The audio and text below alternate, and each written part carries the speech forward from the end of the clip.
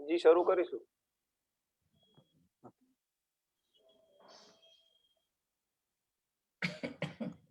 દિલીપભાઈ શરૂ કરીશું. हाँ, नमस्ते नमस्ते। जम्मू कश्मीर अध्ययन केंद्र गुजरात के द्वारा आयोजित इस भारतीय चाइना श्रृंखला के 9th एपिसोड में मैं आप सबका हार्दिक स्वागत करता हूं। आप सब लोग जानते होंगे कि लास्ट 9 सालों से जम्मू कश्मीर अध्ययन केंद्र देश की सुरक्षा के अंतर्गत अनेक जो विषय है उस पे अध्ययन का काम कर रहा है और इसके साथ संशोधन का भी काम कर रहा है। जम्मू कश्मीर को लेके हमारे बहुत सारे कार्य, जैसे कि आर्टिकल 35A पर हमारा जो हमारा काम था, ऐसे ही अनेक geo strategical importance of PO JK CO JK, इस सारे विषयों को लेके हमने पूर्ण भारत में इस जागरण का काम किया। अनेक सारे प्रकाशन हुए, जो तथ्य जो तथ्य समाज के सामने लाने चाहिए थे वो हम समाज के सामने लाए, और जिस मिथ पे आधारित जो डायलॉग चल रहा था उसको कुछ हद तक हम दूर करने में सफल रहे। आप जानते हैं कि पोस्ट कोरोना के बाद मार्च महीने से हम एक नई स्थिति का सामना कर रहे हैं, जहां पे एक हमारे जो कश्मीर का एक पूर्वीय पट्टा है जिसको हम लद्दाख कहते हैं, वहां पे इस चीन के द्वारा कुछ अतिक्रमण की कोशिश की जा रही है। तो हम लगा कि इस विषय को लेके पूरे देश में जन जागरण होना चाहिए, और इसी हमारा जो प्रयत्न था उसके भाग के रूप में हमने इस भारतीय चाइना श्रृंखला को शुरुआत किया। 20 अक्टूबर से ये पूरी श्रृंखला शुरू हुई, सितंबर से ये पूरी श्रृंखला शुरू हुई। जो पहले 8 एपिसोड थे उसमें हमने ज्यादातर जो पॉलिटिकल स्ट्रक्चर्स है, जिसमें उसकी चाइना की इम्पीरियलिस्टिक पॉलिसी थी तिब्बत के अंदर, जिनजियांग के अंदर, उस विषय पे लेके हमारे वार्तालाप हुए। जो एक्सपर्ट आए हुए थे उन्होंने उस विषय को लेके एक बहुत अच्छा प्रेजेंटेशन दिया। इसके बाद क्वेश्चन अवर हुए और एक अच्छी तरह से इस विषय को हम समाज के सामने रख पाए। अलग अलग सिस्टम थी, साइकोलॉजिकल वॉरफेयर को हमने ले लिया था, जो इंटरनल जो क्राइसिस है चाइना के ऊपर उसको भी हमने ले लिया। इसके अलावा जो चाइना के प्रोजेक्ट थे, जैसे कि वन बेल्ट वाला जो प्रोजेक्ट, उसकी जो इम्पैक्ट थी भारत पे क्या होने वाली थी, उसको इस विषय को भी हमने अच्छी तरह से आपके सामने रखा। अब हम लास्ट 3 एपिसोड की ओर जा रहे हैं, जो ज्यादातर सांस्कृतिक संबंध को लेकर हम आपके सामने विषय रखने वाले हैं। तो आज का जो विषय हमारे सामने भारत और चाइना की जो शताब्दी की जो सांस्कृतिक यात्रा है, उन पे प्रोफेसर शशि बालाजी हमारे साथ है, जो आपको इस विषय के बारे में जानकारी देगी। आप जानते हैं कि इस विषय को गुजरात के अलग अलग कोने में पहुंचे, एक बृहद तरीके से उसका विश्लेषण हो, इसके लिए हमने कुछ कॉलेजेस और यूनिवर्सिटीज को इसके साथ जोड़ा है। तो हमारे साथ अलग अलग यूनिवर्सिटीज के जो रिप्रेजेंटेटिव है उन सबका मैं हार्दिक स्वागत करता हूं। हमारे साथ डॉक्टर बाबा साहब अम्बेडकर की ओर से श्री मनोज जी है, हमारे साथ पाटन कॉलेज से गोहिल साहब हमारे साथ मौजूद है, शक्ति सिन्हा जी हमारे साथ मौजूद है, डॉक्टर कवि नरसिंह मेहता की यूनिवर्सिटी के श्री विशाल सिंह जोशी हमारे साथ मौजूद है, गुरु गोविंद सिंह यूनिवर्सिटी के श्री अजय भाई सोनी हमारे साथ जुड़ने वाले हैं। जो सेंट्रल गुजरात में हमारा बहुत अच्छा सेंटर है नलिनी आर्ट्स एंड कॉलेज, उनके श्री भानुभाई बर्मा हमारे साथ जुड़े हुए हैं। डाकोर कॉलेज से श्री सहज भाई गांधी हमारे साथ जुड़े हुए हैं। जो अखिल भारतीय टीम है उनका भी सतत हमारे साथ सुपरविजन और साथ हमारे साथ काम करना रहता है। तो मैं रणजीत सिंह जी का भी अभिवादन मैं वेलकम करता हूँ, जो भी हमारे साथ जुड़े हुए हैं। तो सबका मैं हार्दिक स्वागत करता हूँ। तो आज के इस मेन विषय की ओर हम जाएंगे। विषय बहुत ही गंभीर है।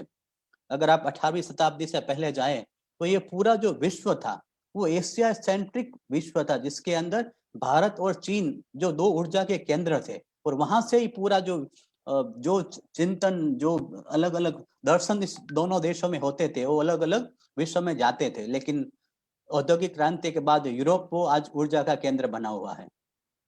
अगर भारत और चीन के प्राचीन समय से हम संबंधों को देखें, अगर हम beginning from the particular Harappan age से देखें, अगर हम बौद्धिक काल में जाए, तो सब जगह पर हम देखते हैं कि ये कम्युनिज्म के बाद का पहले का चीन और भारत एक बहुत बड़े मजबूत दोस्त थे।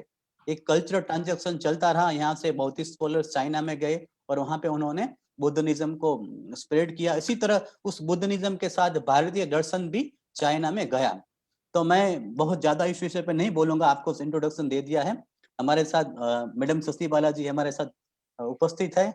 इस विषय की सबसे जानकार जो भारत में माने जाते हैं कि भारतीय चीन के कल्चर रिलेशंस के बारे में एक प्रोमिनेंट जो स्पीकर के रूप में शशि बालाजी हमारे साथ है।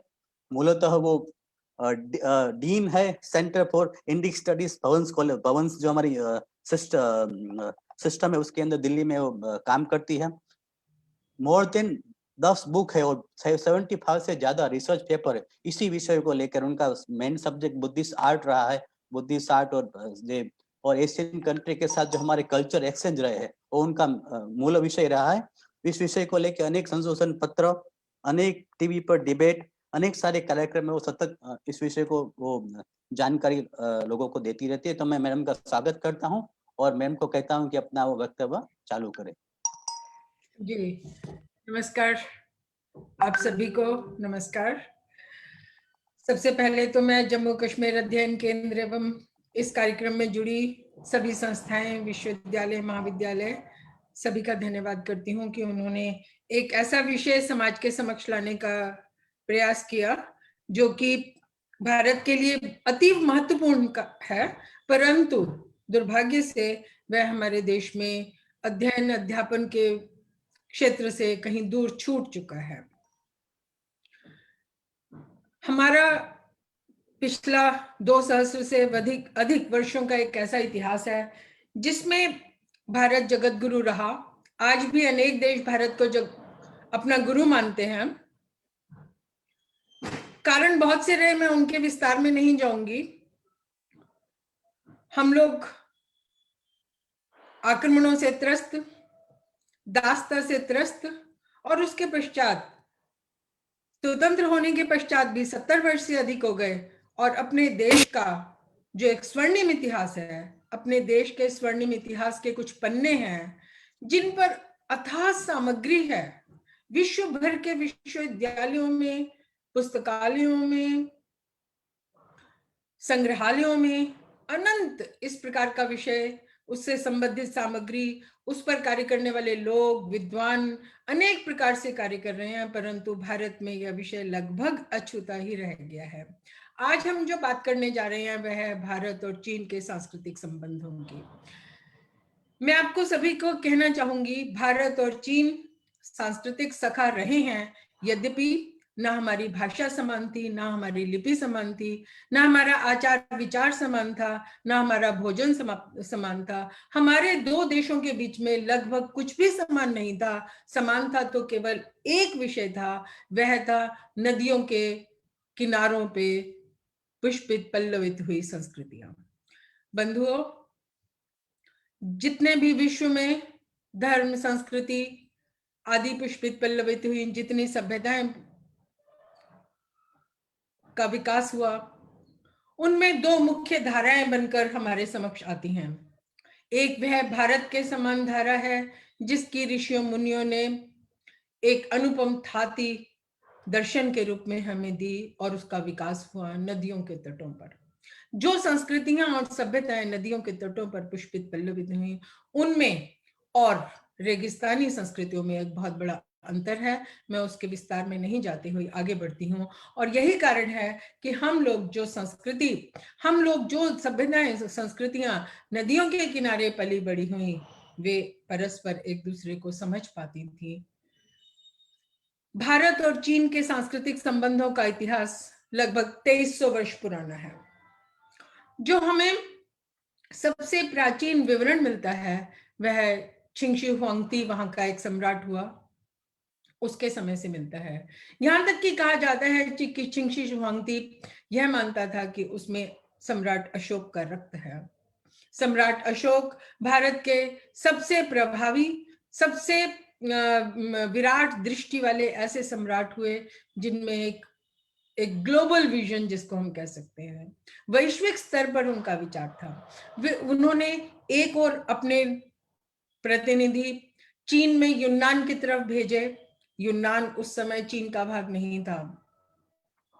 वहां के चीनी इतिहास के अनुसार 3 घोड़ों पर लोग गए, कहते हैं वो अशोक के पुत्र थे, जो कोई भी थे, अशोक द्वारा भेजे गए थे, और वे 3 अश्वों को लेकर यूनान की ओर गए और अलग अलग दिशाओं में वहां पर उन्होंने अपनी संस्कृति की स्थापना की। हम लोगों ने, हमारे जो पूर्वज थे वे बड़े बड़े व्यापारी भी रहे। उसमें मैं गुजरात का भी नाम लेना चाहूंगी। कुछ समय पहले मैंने एक लेख लिखा था, international linkages of Gujarat. Gujarat जो है उसका एक और दक्षिण पूर्वी एशिया की ओर और दूसरी ओर यहाँ तक कि चीन में भी ऐसे एक आचार्य का निर्माण का उल्लेख मिला है जो कि गुजरात से गए थे। हमारे सभी नगरों का, चाहे वे मथुरा, काशी आदि थे, उज्जैन थे, चाहे वे गांधार था, चाहे वे दक्षिण के ओर थे, चाहे वे हमारी समुद्री तटीय सीमाओं पर स्थित थे, एक बहुत बड़े बड़े नगर, वे सांस्कृतिक केंद्र भी थे, वे धार्मिक केंद्र भी थे, वे व्यापारिक केंद्र भी थे। तो मैं अभी इस विषय में विस्तार से नहीं जाऊंगी कि चीन के साथ हमारा किस प्रकार का व्यापार और किस किस नगर, किस किस वस्तु का हम कहां से हमारे व्यापारी जाते थे। मैं केवल उसमें सांस्कृतिक पक्ष को आज आपके समक्ष रख रही हूं। चिंगशी हुआंगती ने जब अपने एक जनरल को भेजा तो पहली बार लिखित रूप में हमें यह इतिहास मिलता है, जबकि इसको हम लिखित पूर्ण रूप से नहीं कह पा रहे हैं क्योंकि कुछ चीजें हमें लेजेंड्स में मिल रही हैं, अनेक प्रकार की हमें अनुसंधान से मिल रही हैं। हमारा जो चीन के उस समय जो उनका जनरल आया भारत, उसके हमें उल्लेख मिलते हैं, उसका यात्रा वृत्तांत मिलता है, और वो ये कहता है कि भारत में यूनान से ली हुई वस्तुएं भारतीय व्यापारी बैक्ट्रिया में बेचते थे। तो यूनान से वस्तुएं लाना और बैक्ट्रिया में बेचना एक बहुत बड़ा नेटवर्क, जिसे हम कह सकते हैं, व्यापार का था। और जहां जहां हमारे व्यापारी गए वहां वहां हमारी संस्कृति गई, जहां जहां संस्कृति गई वहां वहां संस्कृत के ग्रंथ गए, वहां वहां हमारा दर्शन गया, हमारा जीवन का दर्शन गया। तो बंधुओं, सबसे प्राचीन हमें जो मिलता है वह छिन वंश का इतिहास है, और चीन जो शब्द है, जो नाम है, वो भी भारत की देन है। वह हान कहलाते थे, चीनी लोग हान कहलाते थे, परंतु छिन वंश के कारण से भारत ने उन्हें चीन, क्योंकि हमारे यहाँ हम संस्कृत वाले लोग हैं, तो संस्कृत के परंपरा में अंतिम आकार लिखने से अनेक प्रकार के रूप बनाने की सुविधा होती है। चीन एक ऐसा देश है जिसको हमने नाम भी भारत ने दिया है। ऐसे जापान की भी हम बात कर सकते हैं, अनेक देशों की चर्चा हम इस विषय में कर सकते हैं कि किन किन देशों को, उनके नगरों को, उनकी अनेक विश्वविद्यालयों, पुस्तकालयों, सड़कों इत्यादि को नाम भारत ने दिए हैं। चीन का जो हमें लिखित इतिहास भारत के साथ संबंधों का मिलता है वह आरंभ होता है 67 AD, 67 AD से आरंभ होता है, जबकि भारत दो आचार्य, काश्यप मातंग और धर्मरक्ष, वे संस्कृत के ग्रंथों के साथ सफेद घोड़ों पर ग्रंथ लेकर चीन पहुंचे। चीनी सम्राट उनका स्वयं स्वागत करने आता है। इसका अर्थ स्पष्ट हो जाता है, मैंने उस शिलालेख पर कार्य भी किया है, इससे स्पष्ट हो जाता है कि उस समय से पहले चीन को भारत के दर्शन के बारे में, भारत के साहित्य के विषय में, संस्कृत के आचार्यों के विषय में ज्ञात था और वे उसको प्राप्त करने के लिए उत्सुक थे।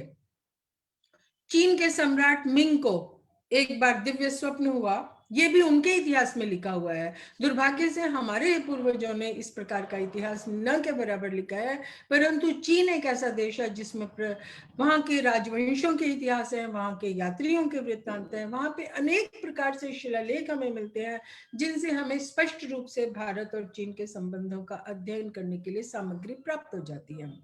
उनके सबसे प्रमुख विशेषता ये है कि जब वे इतिहास की कोई भी घटना का, कोई भी कार्य का वृत्तांत लिखते हैं तो उसमें तिथि ठीक से लिखते हैं, उसमें सन, जो भी ईस्वी सन, जो कुछ भी है, जो भी राजा है, जो भी वंश पर चल रहा है, किस राजा का कौन सा वर्ष चल रहा है, इत्यादि इत्यादि सभी बातें ठीक से विस्तार पूर्वक लिखते हैं। तो ये जो मैं 67 एडी की बात कर रही हूँ, जब काश्यप, मातंग और धर्मरक्ष दो आचार्य चीन पहुंचे, कहते हैं ये लोग यूएची थे। अब यूएची हैं, टर्क्स हैं, ईरानी लोग हैं, उन्होंने भारतीय संस्कृति को चीन में फैलाने के लिए बहुत बड़ा योगदान दिया। वे भी आज अब हम विस्तार से नहीं चर्चा कर पाएंगे, परंतु सबसे पहले जो संस्कृत के ग्रंथों का आरंभ हुआ, सबसे पहले जो अनुवाद, जो उपलब्ध अनुवाद हैं, वे भी एक ईरानी राजकुमार के द्वारा किए गए थे। अंशिकाओ उसका नाम है। इसका अर्थ ये है, स्पष्ट हो जाता है, एक और तो हम चीन में भारतीय परंपरा, भारतीय संस्कृति की चर्चा कर रहे हैं, दूसरी ओर अनेक विषय इसमें से निकल कर आते हैं, जैसे कि ईरान जो है वह कैसे भारतीय संस्कृति का केंद्र था, कैसे ईरान जो है वो आर्य नाम से बना है, इत्यादि इत्यादि अपने में एक विषय हो जाता है। परंतु मैं ये कहना चाहती हूँ कि उसके पश्चात से सतत लगभग 1300-1400 वर्ष तक भारतीय धर्माचार्य चीन जाते रहे। मार्ग बहुत कठिनाइयों से भरे हुए थे। चीन के इतिहास में लगभग 225 ऐसे भारतीय धर्माचार्य हैं जिनका लिखित इतिहास उपलब्ध होता है, और 100 से अधिक चीनी ऐसे यात्री हैं जो भारत आए, अनेक कारणों से आए। हमारे यहाँ हमारे राजाओं का चीनी सम्राटों के साथ आदान प्रदान चलता रहता था, उनके अपने राजनीतिक संबंधों का पूरा इतिहास मिलता है, व्यापार का इतिहास मिलता है। उसके साथ साथ ये जो हमारे यात्री, हमारे धर्माचार्य जब चीन पहुंचते थे तो चीनी सम्राट उनको देखकर चकित हो जाते थे, क्योंकि भारतीय जो दर्शन है वह तो सर्वजन हिताय, बहुजन हिताय, बहुजन सुखाय इत्यादि, और भी जितने भी हमारा दर्शन है, मैं इस समय उस पर नहीं जाना चाहती, विस्तार से अधिक हो जाएगा, कि भारत का जो भी धर्माचार्य, उस समय के उत्कृष्टतम धर्माचार्य चीनी राजाओं, सम्राटों के निमंत्रण पर चीन जाते थे और वहां पे भारतीय धर्म का प्रचार प्रसार करते थे, और वे चीन के निमंत्रण पर जाते थे। एक बात, दूसरी ओर था कि हमारे धर्माचार्य स्वेच्छा से धर्म प्रचार के हेतु से जाते थे। चीनी लोगों को यह बड़ा अद्भुत लगता था कि ये लोग, इनके पास कुछ भी नहीं है, एक भगवान बुद्ध जिनके पास कुछ भी नहीं है, एक भिक्षा पात्र है, एक वॉकिंग स्टिक है, ऐसा व्यक्ति इतना विराट व्यक्तित्व कैसे बन सकता है? एक व्यक्ति जो सन्यासी हो गया, जिसके पास कुछ भी नहीं है, जिसकी कोई लालसा भी नहीं है, वह इतना बड़ा भव्य व्यक्तित्व कैसे हो सकता है? परंतु जब हमारे धर्माचार्य वहां जाते थे तो चीनी सम्राट उनके दर्शन से बहुत अधिक प्रभावित होते थे। सबसे प्रमुख बात है कि हमारे धर्माचार्यों के द्वारा चीन के सम्राटों की मनस्थिति को परिवर्तन करना।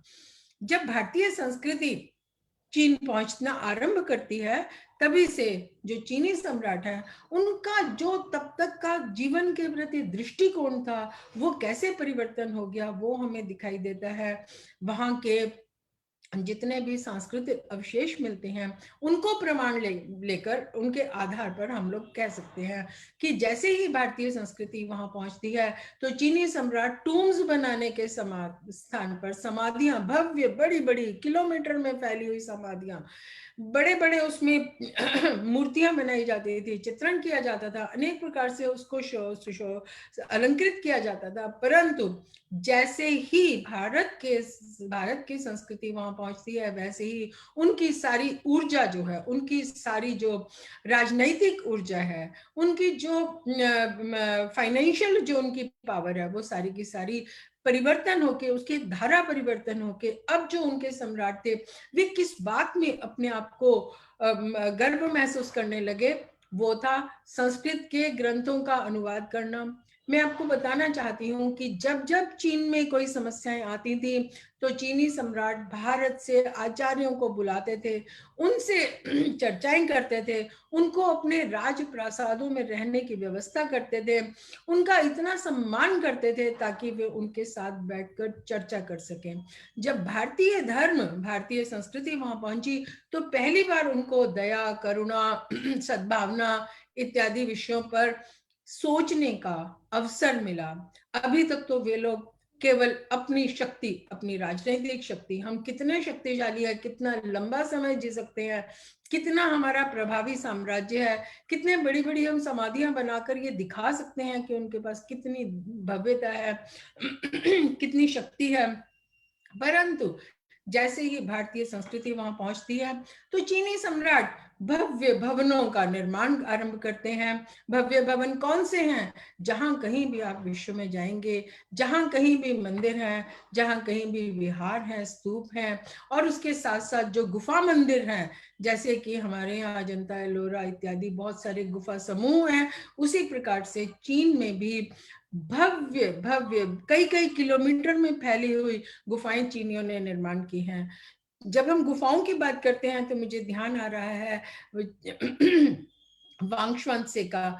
कुछ यात्री हैं चीन के जो कि भारत में प्रसिद्ध हुए, जैसे फाशियन है, इत्सिंग है, यूनसांग है, उसी प्रकार से एक और है वांगशुआंगसे, जिसको भारत में लोग अधिक नहीं जानते, परंतु चीनी सम्राट ने उसे विशेष रूप से भारत भेजा था और उसको आदेश दिया गया था कि भारत में जितनी भी गुफाएं हैं उनमें जो भी चित्र हैं, जो भी मूर्तियां हैं, उनकी उन्हें प्रतियां चाहिए। तो उसने यहाँ की गुफाओं के चित्रण प्रतियां बनाई, परंतु दुर्भाग्य से उसका यहीं पर स्वर्गवास हो गया। परंतु चीनी सम्राट को इतना अधिक उसमें रुचि थी कि उसने विशेष दल भेजा और उसके द्वारा एकत्रित की गई सभी कलाकृतियां चीन मंगवाई। और यही कारण है कि जब हम चीन में भारतीय संस्कृति के प्रभाव की बात करते हैं तो ये गुफा मंदिरों में जो कई कई किलोमीटर तक फैली हुई दीवारों पर भित्ति चित्र हमें मिलते हैं, उन पर तुरंत हमें समझ में आ जाता है कि कहाँ अजंता का प्रभाव है, कहाँ एलोरा का प्रभाव है, कहाँ अन्य गुफा मंदिरों का प्रभाव है, चाहे वे मूर्तियां हैं। जब हम मूर्तियों की बात करते हैं तो हमें हमारे यहाँ कुछ अनेक प्रकार की मूर्तियां अनेक अनेक स्थानों पर बनती रही। सबसे पहले हमारे गांधार और मथुरा की है। पहले गांधार हुआ कि पहले मथुरा में कार्य आरंभ हुआ, ये तो कहना कठिन है, परंतु फिर भी जो जो हमारे भारत के अनेक भागों से मूर्ति निर्माण के लिए लोग जाते थे उसके भी हमें वर्णन मिलते हैं। मैं आपसे चीनी संस्कृत के ग्रंथों का चीनी भाषा में अनुवाद की चर्चा करना चाहती हूँ। चीनी संस्कृत जो है वो चीनी भाषा से कहीं भी मेल नहीं खाती। कहीं भी कोई भी विषय, चाहे वह व्याकरण हो, चाहे वह भाषा की अभिव्यक्ति हो, कुछ भी हो, कहीं भी हम दो भाषाएं आपस में मिलती नहीं है, समानता नहीं है हमारे बीच में। परंतु फिर भी चीनियों ने इतना अधिक प्रयत्न पूर्वक, बहुत कठिन कार्य था चीनी संस्कृत के ग्रंथों, और वो भी दार्शनिक ग्रंथों का चीनी भाषा में अनुवाद करना। चीनियों ने उस समय नई शब्द रचना की। पहले तो चीनी लोग भारत का जो भी संस्कृत के ग्रंथों के शब्द थे उनके लिए कोई ना कोई अपनी भाषा में, अपने दर्शन में पैरेलल शब्द ढूंढने का प्रयत्न करते रहे, और वे अनुवाद इतने क्लिष्ट थे कि लोगों को समझ में आना कठिन हो गया। परंतु वे समझना चाहते थे। क्यों? क्योंकि हमारे देश के गांधार आदि के क्षेत्र से अनेक ऐसे व्यापारी थे जिनके विवरण हमें मिलते हैं। जैसे कल्पना मंडितिका नामक केवल एक ग्रंथ ऐसा है जिसमें कि गांधार से भारतीय व्यापारी तुनहुआंग की ओर जाते थे, चीन जाते थे। तुनहुआंग एक ऐसा क्षेत्र था जहां पर कि अनेक देशों के व्यापारी आते थे। जब व्यापारी जाता है तो व्यापारी के साथ साथ संस्कृति का जाना एक स्वाभाविक परंपरा है। स्वाभाविक उसके साथ साथ हमें एक इतिहास अनेक देशों में मिलता है, भारत उसमें बहुत विशेष है। तो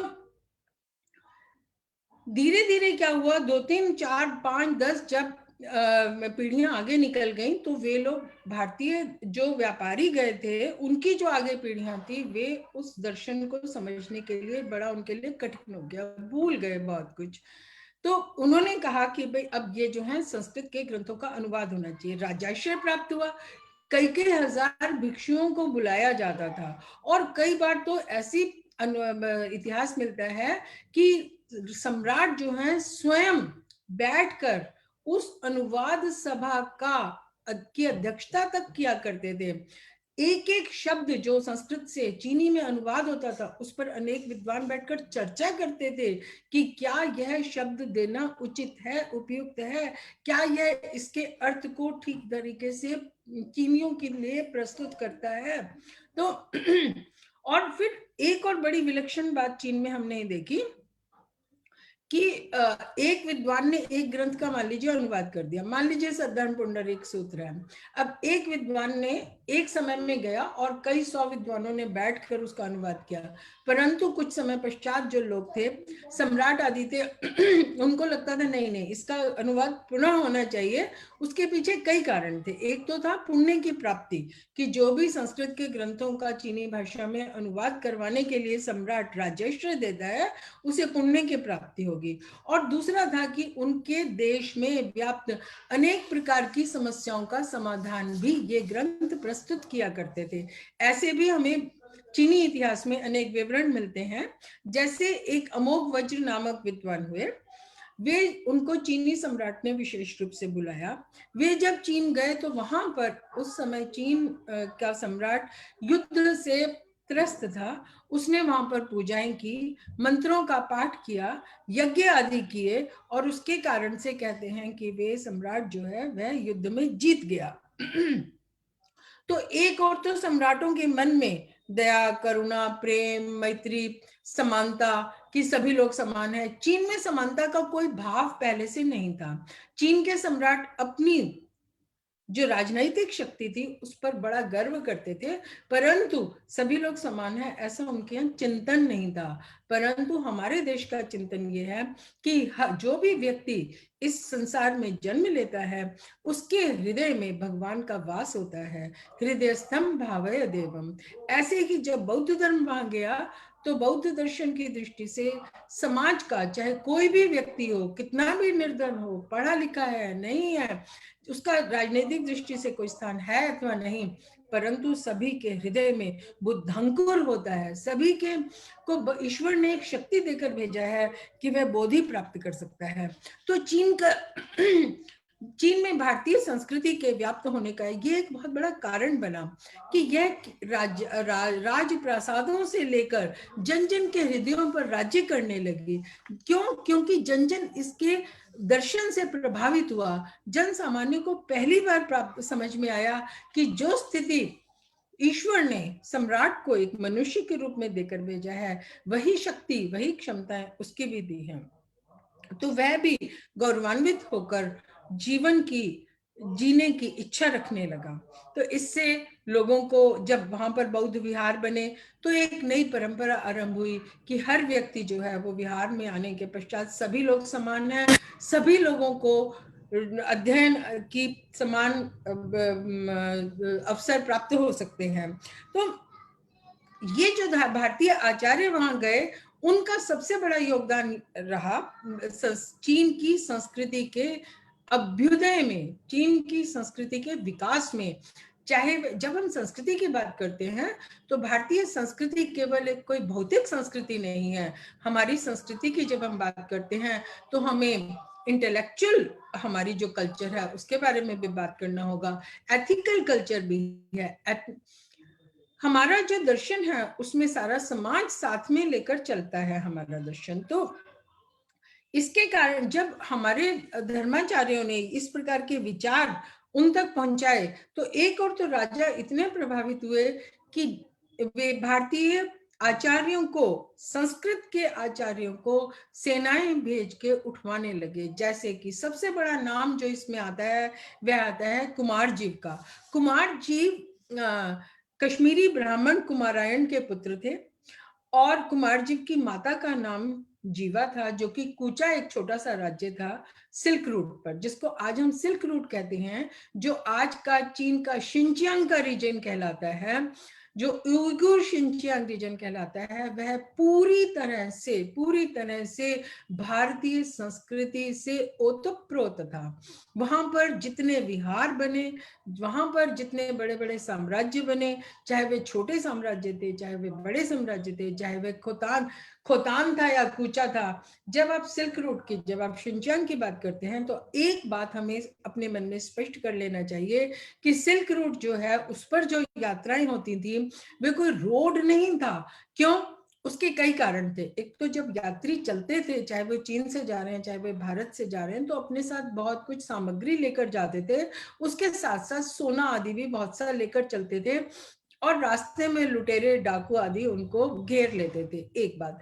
दूसरी बात, इतनी बड़ी बड़ी मरुभूमियां थी कि मार्ग में कई कई दिन ना भोजन मिलता था, ना पानी मिलता था।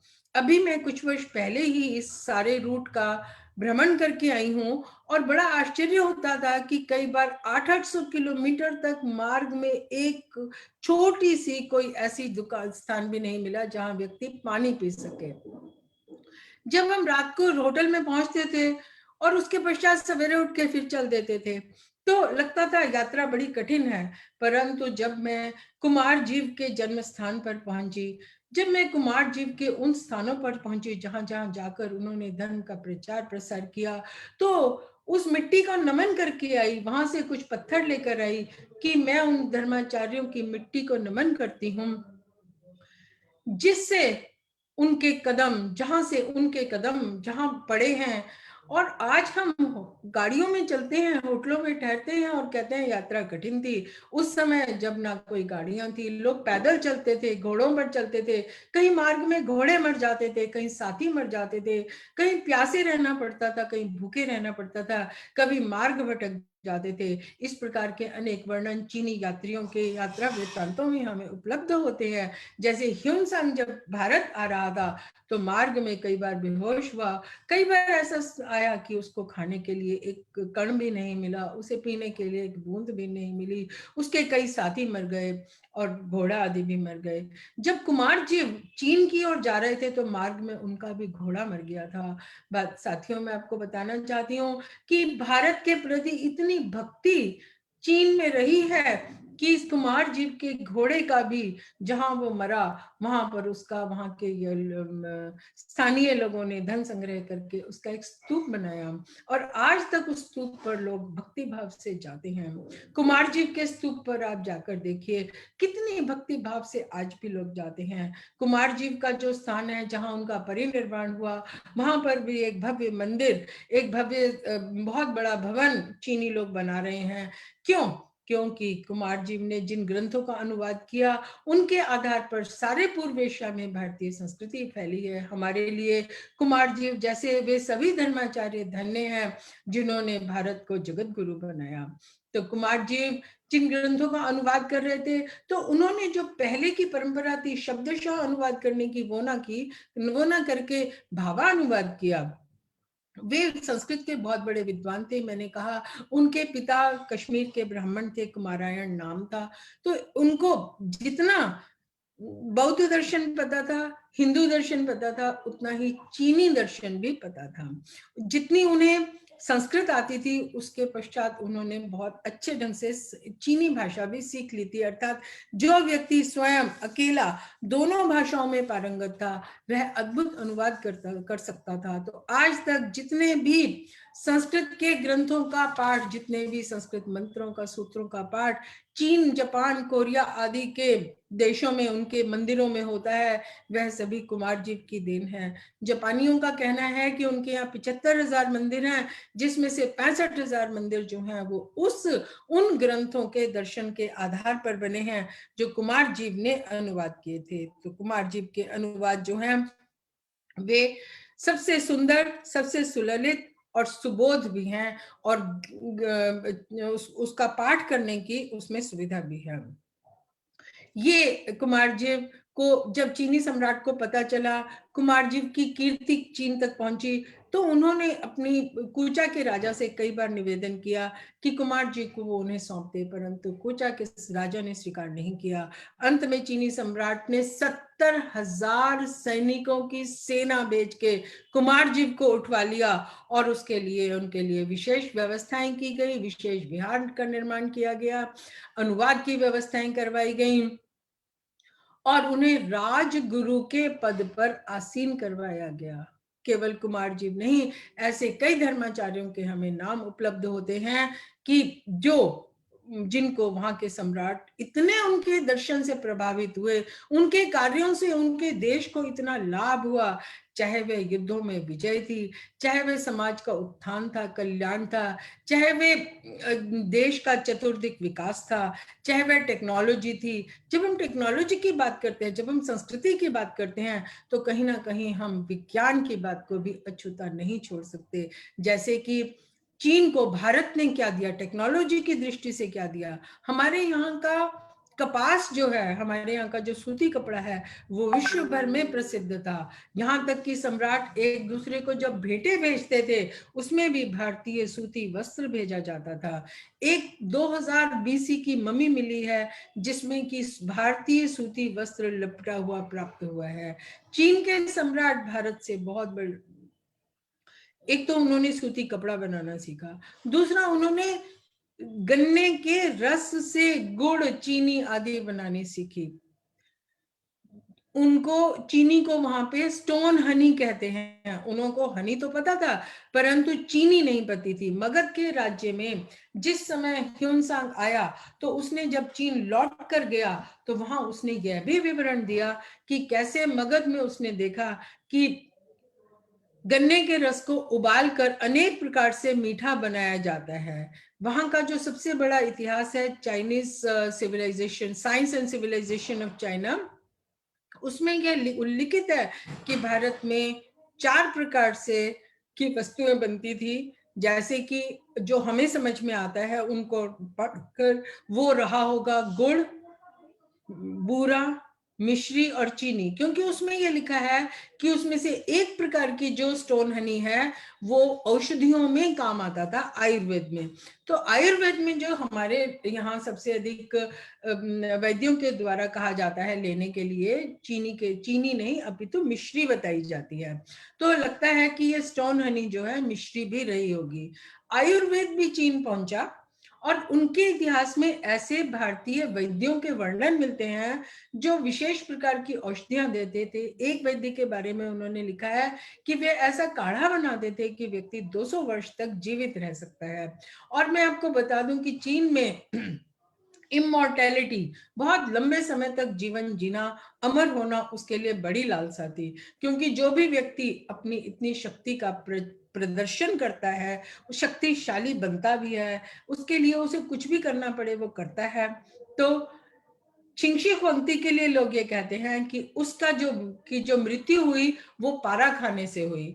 जब हम ये इतिहास पढ़ते हैं कि पारा खाने से एक सम्राट जो इतना शक्तिशाली सम्राट था, जिसकी समाधि आपको चीन के शियान नामक नगर में, जो कि प्राचीन काल में छांगान कहलाता था, वह सबसे बड़ी समाधि उसकी मिली है। हजारों की संख्या में उसमें सैनिक खड़े हुए दिखाई देते हैं, और भी बहुत कुछ है, मैं उसके विस्तार में नहीं जा रही अभी। परंतु जब हम इस प्रकार के उल्लेख पढ़ते हैं कि पारा खाने से, और एक सम्राट पारा क्यों खाएगा, उसके पास भी तो, चीन में भी तो अपनी हर्बल मेडिसिन थी, चीन में अपनी एस्ट्रोनॉमी भी थी। वो बात अलग है कि हम लोगों ने जिस ढंग का आयुर्वेद और जिस ढंग की एस्ट्रोलॉजी उनको दी, वो स्तर उनके पास नहीं था। ऐसे अनेक विधाएं हैं जो उनके पास नहीं थी। तो समझ में ये आता है कि हमारे यहाँ वैद्य जो है वो पारद भस्म बनाते थे। मैं इसको किसी प्रमाण से नहीं कह रही हूँ, ये मेरा अनुमान प्रमाण है कि हमारे वैद्य जो हैं वो पारद भस्म बनाते थे, और हो सकता है कि चीनी सम्राट तक वह पारद भस्म बनाने की विधि ना पहुंच पाई हो, और पहले ही जो है उसको किसी ने इस प्रकार का कुछ, जो भी उसके भी अपने फिजिशियंस रहे होंगे जिन्होंने भी दिया होगा, परंतु उसने पारा खाया और उसका देहांत हुआ। जब हम आयुर्वेद की बात करते हैं तो और बहुत सारी बातें मुझे स्मरण होकर आ रही हैं मानस पटल पर। हमारे चीन में हमारे वैद्यों के प्रेस्क्रिप्शंस भी मिलते हैं। मुझे नहीं पता भारत में कहीं प्रेस्क्रिप्शंस प्राचीन काल के वैद्यों के मिलते हैं कि नहीं, हो सकता है हो, परंतु चीन में जो वैद्यों के प्रेस्क्रिप्शंस है उन्हें हमें इकट्ठा करना चाहिए। चीन में जो आयुर्वेद के ग्रंथों के अनुवाद हुए उनमें से कितने भारत में उपलब्ध हैं, इस पर हमें कार्य करना चाहिए। और अनुमान ये होता है कि जितने ग्रंथ उनके यहाँ हैं उनमें से हो सकता है कुछ आयुर्वेद के ऐसे ग्रंथ निकल कर आए जो कि भारत में अनुपलब्ध हैं। ये मैं इस कारण से कह रही हूँ क्योंकि मैंने तिब्बत और मंगोलिया आदि में इस प्रकार की वस्तुएं देखी हैं जो कि हमने कभी आयुर्वेद में सुनी नहीं, हो सकता है रही हूं। तो जैसे कि मैं धर्मा उनकी बात कर रही थी राजगुरु की, तो राजगुरु केवल उसी समय में बनाया हो ऐसा नहीं है। जो काश्यप, मातंग और धर्मरक्ष गए थे उनको मरणोपरांत 1,000 वर्ष पश्चात 1101 से 1125 में एक चीनी सम्राट हुए हुइजोंग। इसका अर्थ है उन्होंने उनको उसको काश्यप, मातंग और धर्मवृक्ष को मरणोपरांत एक उपाधि दी, जिसका मैं आपको संस्कृत में शब्द बताऊं तो धर्माभ्युदय आचार्य, कि ऐसा आचार्य जिसके कारण से धर्म का अभ्युदय हुआ। उसको इंग्लिश में अनुवाद करते हैं law master of starting the dharma and attaining perfect mastery of all truths. तो आप सोचिए कि चीन में भारतीय आचार्यों के लिए इतना सम्मान था कि कोई व्यक्ति, एक सम्राट, उनको 1,000 वर्ष पश्चात ये वाला सम्मान दे रहा है। वहां का एक नगर था लोयांग, जहां से कि हमारे संस्कृत के ग्रंथ जहां सबसे पहले पहुंचे। वहां की इतिहास के अनुसार लोयांग, केवल लोयांग में 1800 बौद्ध मंदिरों की राजा ने स्थापना करवाई, थांग वंश के राजाओं ने। जैसे कि हमारे यहाँ स्वर्णिम युग गुप्त काल माना जाता है, वैसे ही चीन में थांग वंश को स्वर्णिम युग मानते हैं। और थांग वंश का जो युग था उसमें सबसे अधिक भारतीय संस्कृति जो है वह चीन पहुंची। जब इन्होंने इतने बड़े बड़े भव्य मंदिरों का निर्माण किया तो अनेक प्रकार की विचारधाराएं भी चीन पहुंची, जैसे कि चार धाम। हमारे यहाँ चार धाम की यात्रा सारे भारत को एक करती है, पूर्व से पश्चिम, उत्तर से दक्षिण। दक्षिण का यदि आप उत्तर में बद्रीनाथ की यात्रा पर जाएं, केदारनाथ की यात्रा पर जाएं, तो मैं जब गई थी तब मैंने देखा और यह महसूस किया कि जितने दक्षिण के यात्री, तीर्थ यात्री उन यात्राओं में हमें मिले, उतने उत्तर भारत के नहीं मिले। कहने का अभिप्राय यह है कि ये जो चार धाम की स्थापना की परंपरा है वह चीन में भी हमें प्राप्त हुई है। वहां में चीन वो जो चार धाम है उनमें से एक का नाम है वुथाइशान। वुथाइशान जो है आज सबसे बड़ा स्थान है। बौद्ध मंदिर बहुत सारे बने, जो भी एक धार्मिक यात्रा का, तीर्थ यात्रा का स्थान होता है। आप कहीं भी चले जाइए, आप वृंदावन चले जाइए, हरिद्वार चले जाइए, कहीं भी चले जाइए, जो भी एक तीर्थ यात्रा की दृष्टि से प्रसिद्ध हो जाता है, वहां अनेक स्थानों के लोग आके मंदिरों का निर्माण करते हैं। यह परंपरा चीन में भी रही और आज तक वहां पे केवल वुथाइशान में 95 मंदिर स्थित हैं और यूनेस्को ने उसे विश्व की सांस्कृतिक धरोहर के रूप में स्वीकार किया है। वहां के जो स्थानों के नाम हैं गिरिधराज पर्वत, नारायण, राहु स्तूप, राहु मंदिर इत्यादि बहुत सारे हैं। ऐसे ही वहां का एक और नगर था शियान। शियान आज भी बहुत बड़ा भव्य नगर है चीन का, परंतु शियान जो है वो चीन की एक धर्म नगरी रही। वहां अनेक देशों के लोग आते थे, व्यापारी आते थे, धर्माचार्य आते थे, सम्राटों की ओर से विशेष प्रश्रय दिया जाता था, अनुवाद की विशेष व्यवस्थाएं की जाती थी। उसके हमें बहुत सारी वस्तुएं जो हैं आज तक उपलब्ध होती है। वहां का एक संग्रहालय है, एक स्थान है जिसका की नाम ही है forest of inscriptions. Forest of inscriptions, उसका अर्थ क्या हुआ?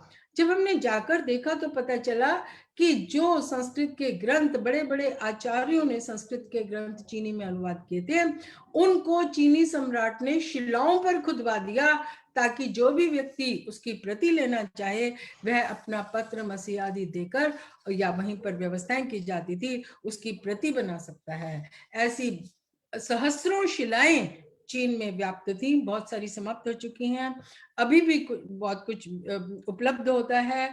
आप चीन के जिस किसी भी आज के विहार में जाएंगे, आप बेइजिंग चले जाइए, बेइजिंग में ऊपर ऊपर तो आपको एक ऐसा नगर दिखाई देगा जो कि पूरी तरह से वेस्टर्नाइज हो चुका है, परंतु जब आप बेइजिंग के मंदिरों में, विहारों में, स्तूपों पर जाते हैं तो आपको पता चलेगा कि कैसे बेइजिंग की जो आत्मा है वो आज भी भारत से अनुप्राणित है।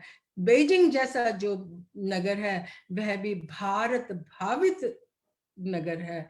वहां के लोगों में जो श्रद्धा है, जो आस्था है, जिस प्रकार के उत्सव करते हैं, जिस प्रकार से पूजाएं करते हैं, प्रार्थनाएं करते हैं, प्रत्येक बात के लिए मंदिर में जाते हैं, मैं आपको उसके कुछ चित्र अवश्य दिखाना चाहूंगी। ह्यूनसांग, जिसको कि भारत में प्राय लोग जानते हैं, थोड़ा सा भी जिसने इतिहास पढ़ा है। ह्यूनसांग भारत आया, मैं उसकी यात्रा का वृत्तांत आपके समक्ष नहीं रख रही, परंतु ये इतना अवश्य कहना चाहूंगी कि जब वह लौट कर गया तो सम्राट ने विशेष रूप से उसे राजप्रासाद में बुलाया और पूछा कि ये सब जो तुम इतने सारे ग्रंथ भारत से लेकर आए, 657 ग्रंथ ह्यूनसांग अपने साथ ले गए थे, बड़ी संख्या में मूर्तियां ले गए थे और बहुत अन्य बौद्ध वस्तुएं ले गए थे, पूजा से और धर्म से संबंधित, संस्कृति से संबंधित। जिस समय ह्यूनसांग वहां पहुंचे, सम्राट ने उनसे चर्चा की तो उसने कहा इन सब में क्या है, तो उसने कहा यह सभी राज्य की रक्षा, राज्य की स्थिति के लिए, राज्य की स्थायित्व के लिए, राज्य की शक्ति के लिए, शक्ति के निर्माण के लिए इन सब की आवश्यकता है। राजा ने ह्यूनसांग के लिए विशेष प्रबंध किए, उसकी रहने की व्यवस्था की, जो ग्रंथ भारत से गए थे उनका चीनी में अनुवाद हो सके उसके लिए व्यवस्थाएं की गई। उनके लिए एक वाइल्ड गूस पेगोडा कहलाता है, वो ह्यूनसांग की इच्छा के अनुसार बनवाया गया। गूस, स्थान स्थान पर इतनी वस्तुएं हैं, लाखों वस्तुएं हैं जिसके की के विषय में हमें चर्चा करनी आवश्यक हो जाती है। जैसे कि उन्होंने नाम दिया गूस पेगोडा। गूस जो है वो हंस होता है और हमारे यहाँ ब्रह्मा जी जो हैं, जो चतुर्वेदों से जिनके ज्ञाता है, उनको हंस पर बिठाया जाता है। माँ देवी सरस्वती को हंस पर बिठाया जाता है, हंस वाहिनी है। तो हंस जो है वो ज्ञान का प्रतीक है। घोड़े जो हैं, विशेष रूप से सफेद घोड़े जो हैं, वो आज तक 2 सहस्र वर्ष के चीनी इतिहास में आज तक उनका जो है वो भारत के साथ संबंधों से और संस्कृत के ग्रंथों से और ज्ञान से और राष्ट्र की उन्नति से उसका संबंध है। यदि आपको किसी ने ध्यान से देखा होगा, जब चीन में ओलंपिक गेम्स का उद्घाटन हो रहा था तो मैं देख रही थी कि दोनों ओर से सफेद अश्वों पर लोग चढ़कर पताकाएं लेकर फहराते हुए ऐसे गोलाकार सा जो उनका वो था प्रांगण, उसमें ऐसे दौड़ते हुए गए। चीन के अनेक आपको चौराहों पर 2 सफेद अश्वों की मूर्तियां मिल जाएंगी। तो अश्व जो है वो भारत और चीन के सांस्कृतिक संबंधों का, मैत्री का एक बहुत बड़ा हमारा प्रमाण प्रस्तुत करता है। जब ह्यूनसांग चीन पहुंचे तो चारों ओर चीन में बड़ी लालसा थी कि वे दर्शन तो करें कि ह्यूनसांग अपने साथ क्या लेकर आए हैं। तो एक बहुत बड़ी व्यवस्था की गई, शियान को पूरा सजाया गया, सारे चीन के विहारों से लोग आए उनके दर्शन करने के लिए।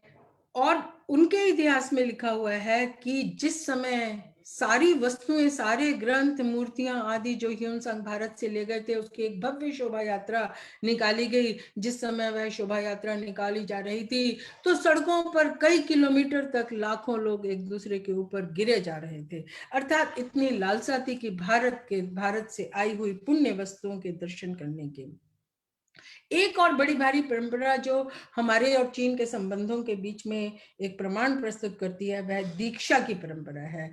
अनेक सम्राटों ने सारे पूर्व एशिया में भारतीय सम्राटों से दीक्षा ली। दीक्षा जो है हमारा एक बहुत बड़ा विज्ञान था, अभिषेक एक विज्ञान था, हमारे यहाँ प्राण प्रतिष्ठा एक बहुत बड़ा विज्ञान था, जो कि अब बहुत कुछ सीमा तक हमारे यहाँ कितना बचा है कहना कठिन हो गया है, परंतु दीक्षा आज भी दी जाती है, अभिषेक आज भी किया जाता है। अभिषेक और दीक्षा आदि से किस प्रकार से मानव मन जो है उसको संस्कारित किया जाता है, यह केवल वही लोग अनुभूति कर सकते हैं उसकी जिन लोगों ने अनेक गुरुओं से भारत में भी दीक्षा आज भी ली है और अभी ये परंपरा जीवित जागृत चल रही है। तो ऐसे हमें अनेक प्रमाण मिलते हैं इतिहास में कि हमारे धर्माचार्यों को राजाओं के, सम्राटों के द्वारा विशेष रूप से बुलाया जाता था उनसे दीक्षा लेने के लिए। जापानी इतिहास में भी इस प्रकार के विवरण मिलते हैं। जापान का राजा 8वीं शताब्दी में राजा और रानी दोनों ही कई वर्ष तक प्रतीक्षा करते रहे एक आचार्य को बुलाने की। चीन से वे जाने वाले थे, 13 बार उन्होंने प्रयत्न किया, परंतु जब वे जापान पहुंचे और सम्राट को दीक्षा दी तब तक वो दुर्भाग्य से अंधे हो चुके थे। तो कहने का अभिप्राय ये है कि चाहे वे, मैं आपको कुछ चित्र दिखाना चाहूंगी। समय हमारा कितना हो गया है, 11:30। मुझे लगता है मैं आपको पहले कुछ अपना एक स्क्रीन शेयर करती हूँ, उसके साथ साथ थोड़ी थोड़ी चर्चाएं भी करते जाएंगे।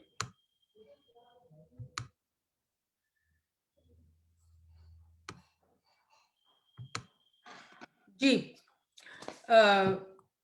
यह मानचित्र आपको ये दर्शाता है कि किस प्रकार से भारत के व्यापारी और भारत की संस्कृति किन किन मार्गों से होती हुई इन विभिन्न देशों में पहुंची और कहां कहां तक हमारे संबंध थे, कहां कहां तक हमारी संस्कृति के अवशेष आज भी मिलते हैं। कुछ स्थानों पर अच्छे ढंग से अनुसंधान हुए हैं और बहुत से स्थानों पर अनुसंधान की अभी भी आवश्यकता है। हमारे जो समुद्री तट थे उन पे सतत हमारे व्यापारी और हमारे यात्री निरंतर जाते रहे, जिसमें कि गुजरात भी एक है।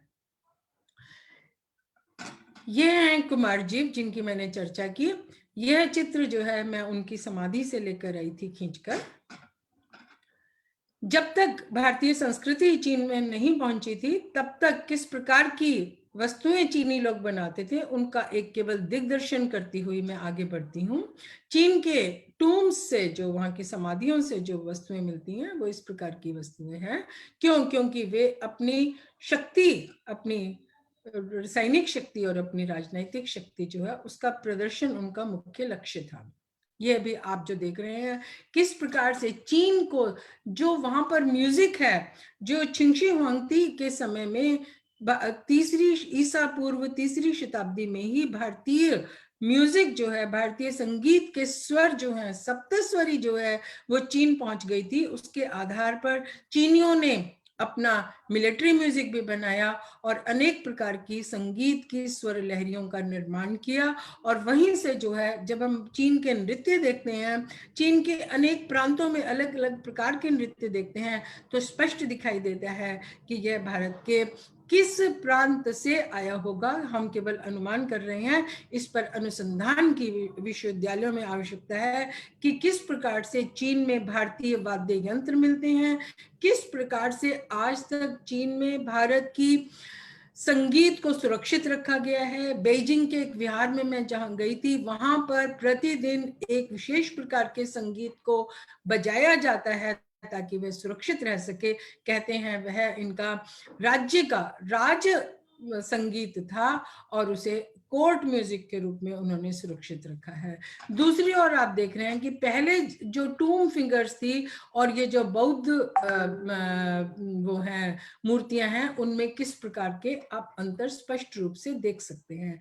जैसे ही भारतीय धर्म और संस्कृति वहां चीन पहुंची तो उनके लिए दर्शन के ग्रंथों को पढ़ना और समझना थोड़ा कठिन था, परंतु भगवान बुद्ध का जीवन, अवदान और जातकों में दी हुई उनके पूर्व जन्म की कथाएं इत्यादि उनको स्वतः ही प्रभावित कर लेती थी। तो शिनचियांग जो है, उइगुर शिनचियांग रीजन जो है, वहां के विहारों से बड़ी संख्या में हमें इस प्रकार की मूर्तियां मिलती हैं। विहार सब नष्ट हो चुके हैं। आज भी उस क्षेत्र में सिल्क रूट पर जितने भी पिछली शताब्दी में जितने भी विद्वान और आर्कियोलॉजिस्ट चाहे वे ब्रिटिश इंडिया से गए, वे स्वीडन से गए, जर्मनी, फ्रांस, जापान, रशिया आदि अनेक देशों से गए, जहां कहीं भी जाते थे, जहां कहीं भी खुदाई करते थे, वहां से अद्भुत मूर्तियां और आज तक भी वहां से संस्कृत की पांडुलिपियां उपलब्ध होती हैं। खुदाई में प्राप्त हुई हजारों हजारों की संख्या में वे पांडुलिपियां बहुत फ्रेगमेंटरी हैं, टुकड़ों टुकड़ों में हैं, परंतु विश्व भर के विद्वान उन पर कार्य कर रहे हैं और अनेक संग्रहों में बड़े मनोयोग से उनको संजो के रखा गया है ताकि विद्वान उन पर कार्य कर सकें। होता क्या था कि जब भारतीय आचार्य यहाँ से जाते थे और सिल्क रूट पर खोतान, कूचा आदि के विहारों में रहते थे, तो अपने साथ संस्कृत की पांडुलिपियां ले जाते थे। वे उनमें से ऐसे बहुत सारे ग्रंथ हैं जो भारत में सदा सर्वदा के लिए लुप्त हो चुके हैं। जब भारत का मथुरा आदि की कला का प्रभाव हम उन पर देखते हैं तो अनेक वहां की सहस्रों नहीं हो सकता है लाखों ऐसी मूर्तियां हों जो कि उन्होंने चीनियों ने बहुत सुंदर ढंग से बनाई है। ये जो आपको मैं मूर्ति दिखा रही हूँ ये जर्मनी के बर्लिन के म्यूजियम फॉर आसियातिश कुंस्ट से ली गई है। जब जर्मन फ्रेंच लोग इन देशों में गए तो वहां से बड़ी संख्या में इस प्रकार की वस्तुएं उठा लाएं। उस समय चीनियों को स्वयं नहीं पता था कि उइगुर शिनचियांग रीजन जो है वहां पर उनकी कितनी दिव्य भव्य भारतीय संस्कृति, भारत भावित जगत वहां विद्यमान था जो कि विश्व की अनुपम धरोहर है। तो उस समय वो लोग अपने साथ बहुत कुछ ले आए। चीनी सम्राट जो समाधियों का, बड़े बड़े टूम्स का निर्माण करते थे, वे इस प्रकार से बड़े बड़े स्तूपों का निर्माण करते रहे।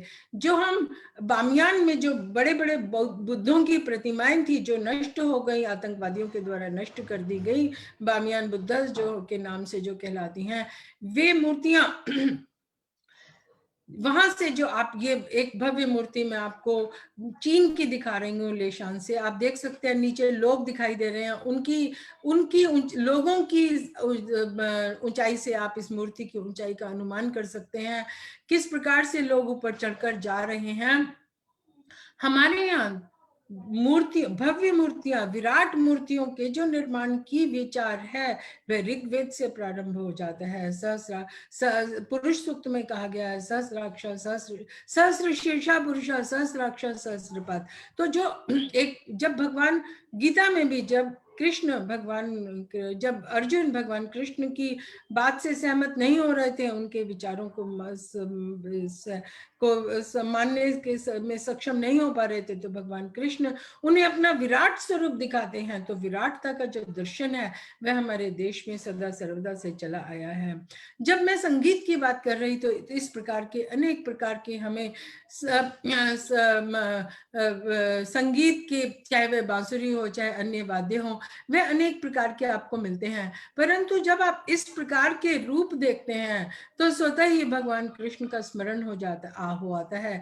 कैसे ये जो है, लोग तो इसे म्यूजिशियन कहकर समाप्त कर देते हैं, परंतु इस प्रकार की जितनी भी मूर्तियां हमें इन देशों से प्राप्त होती हैं, जापान से भी ऐसी मिली हैं जिसको वो प्राय बोधिसत्व कह के बात को समाप्त कर देते हैं, परंतु कोई भी भारतीय जो है वो तुरंत समझ जाएगा कि किस प्रकार से यह जो है भगवान कृष्ण का स्मरण कराती है। ये जो मैंने श्वेताश्व विहार, क्योंकि श्वेत अश्वों पर गए थे काश्यप मातंग और धर्मरक्ष, वहां पर उन्होंने उनकी समाधियां भी बनाई हैं और श्वेत रंग के अश्व भी बनाए हैं और उस विहार को नाम दिया है श्वेताश्व विहार। ये हमारे जो डॉक्टर रघुवीर जी हुए जिन्होंने पहली बार भारत भावित चीन का भ्रमण किया, चौवनलाई के निमंत्रण पर गए थे और उन्होंने स्थान स्थान पर जाकर चीन में भारतीय संस्कृति का अध्ययन किया था। ये कुमार जीव हैं और दूसरे अतीश हैं। किस प्रकार से आज तक जो है ये जो कुमार जीव की मूर्ति है वह ये वहां की किजिल नामक गुफाओं के सामने आज कुछ वर्ष पहले बनाई गई है चीन की कुचा इंस्टीट्यूट के द्वारा। इससे यह स्पष्ट होता है कि किजिल केव्स जो कि राजप्रासाद की ओर से बनाई गई थी, राजाओं के द्वारा से बनाई गई थी, और यहाँ पर कुमार जीव जो है वो ध्यान लगाने के लिए जाते थे। यह जो आप देख रहे हैं चीन से उपलब्ध गायत्री मंत्र है, यह 4 लिपियों में लिखा हुआ है। आपके लिए सबसे सरल जो समझने में आएगी वह है तिब्बती लिपि। यह तिब्बती लिपि है, यह मंगोल लिपि है, यह चीनी लिपि है और यह उइगुर लिपि है। चीनी में परंपरा है ऊपर से नीचे और दाएं से बाएं लिखने की।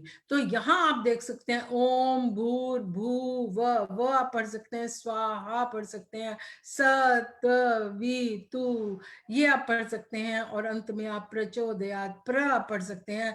तो एक समय था जब चीन के सम्राट संस्कृत के मंत्रों का पाठ करते थे।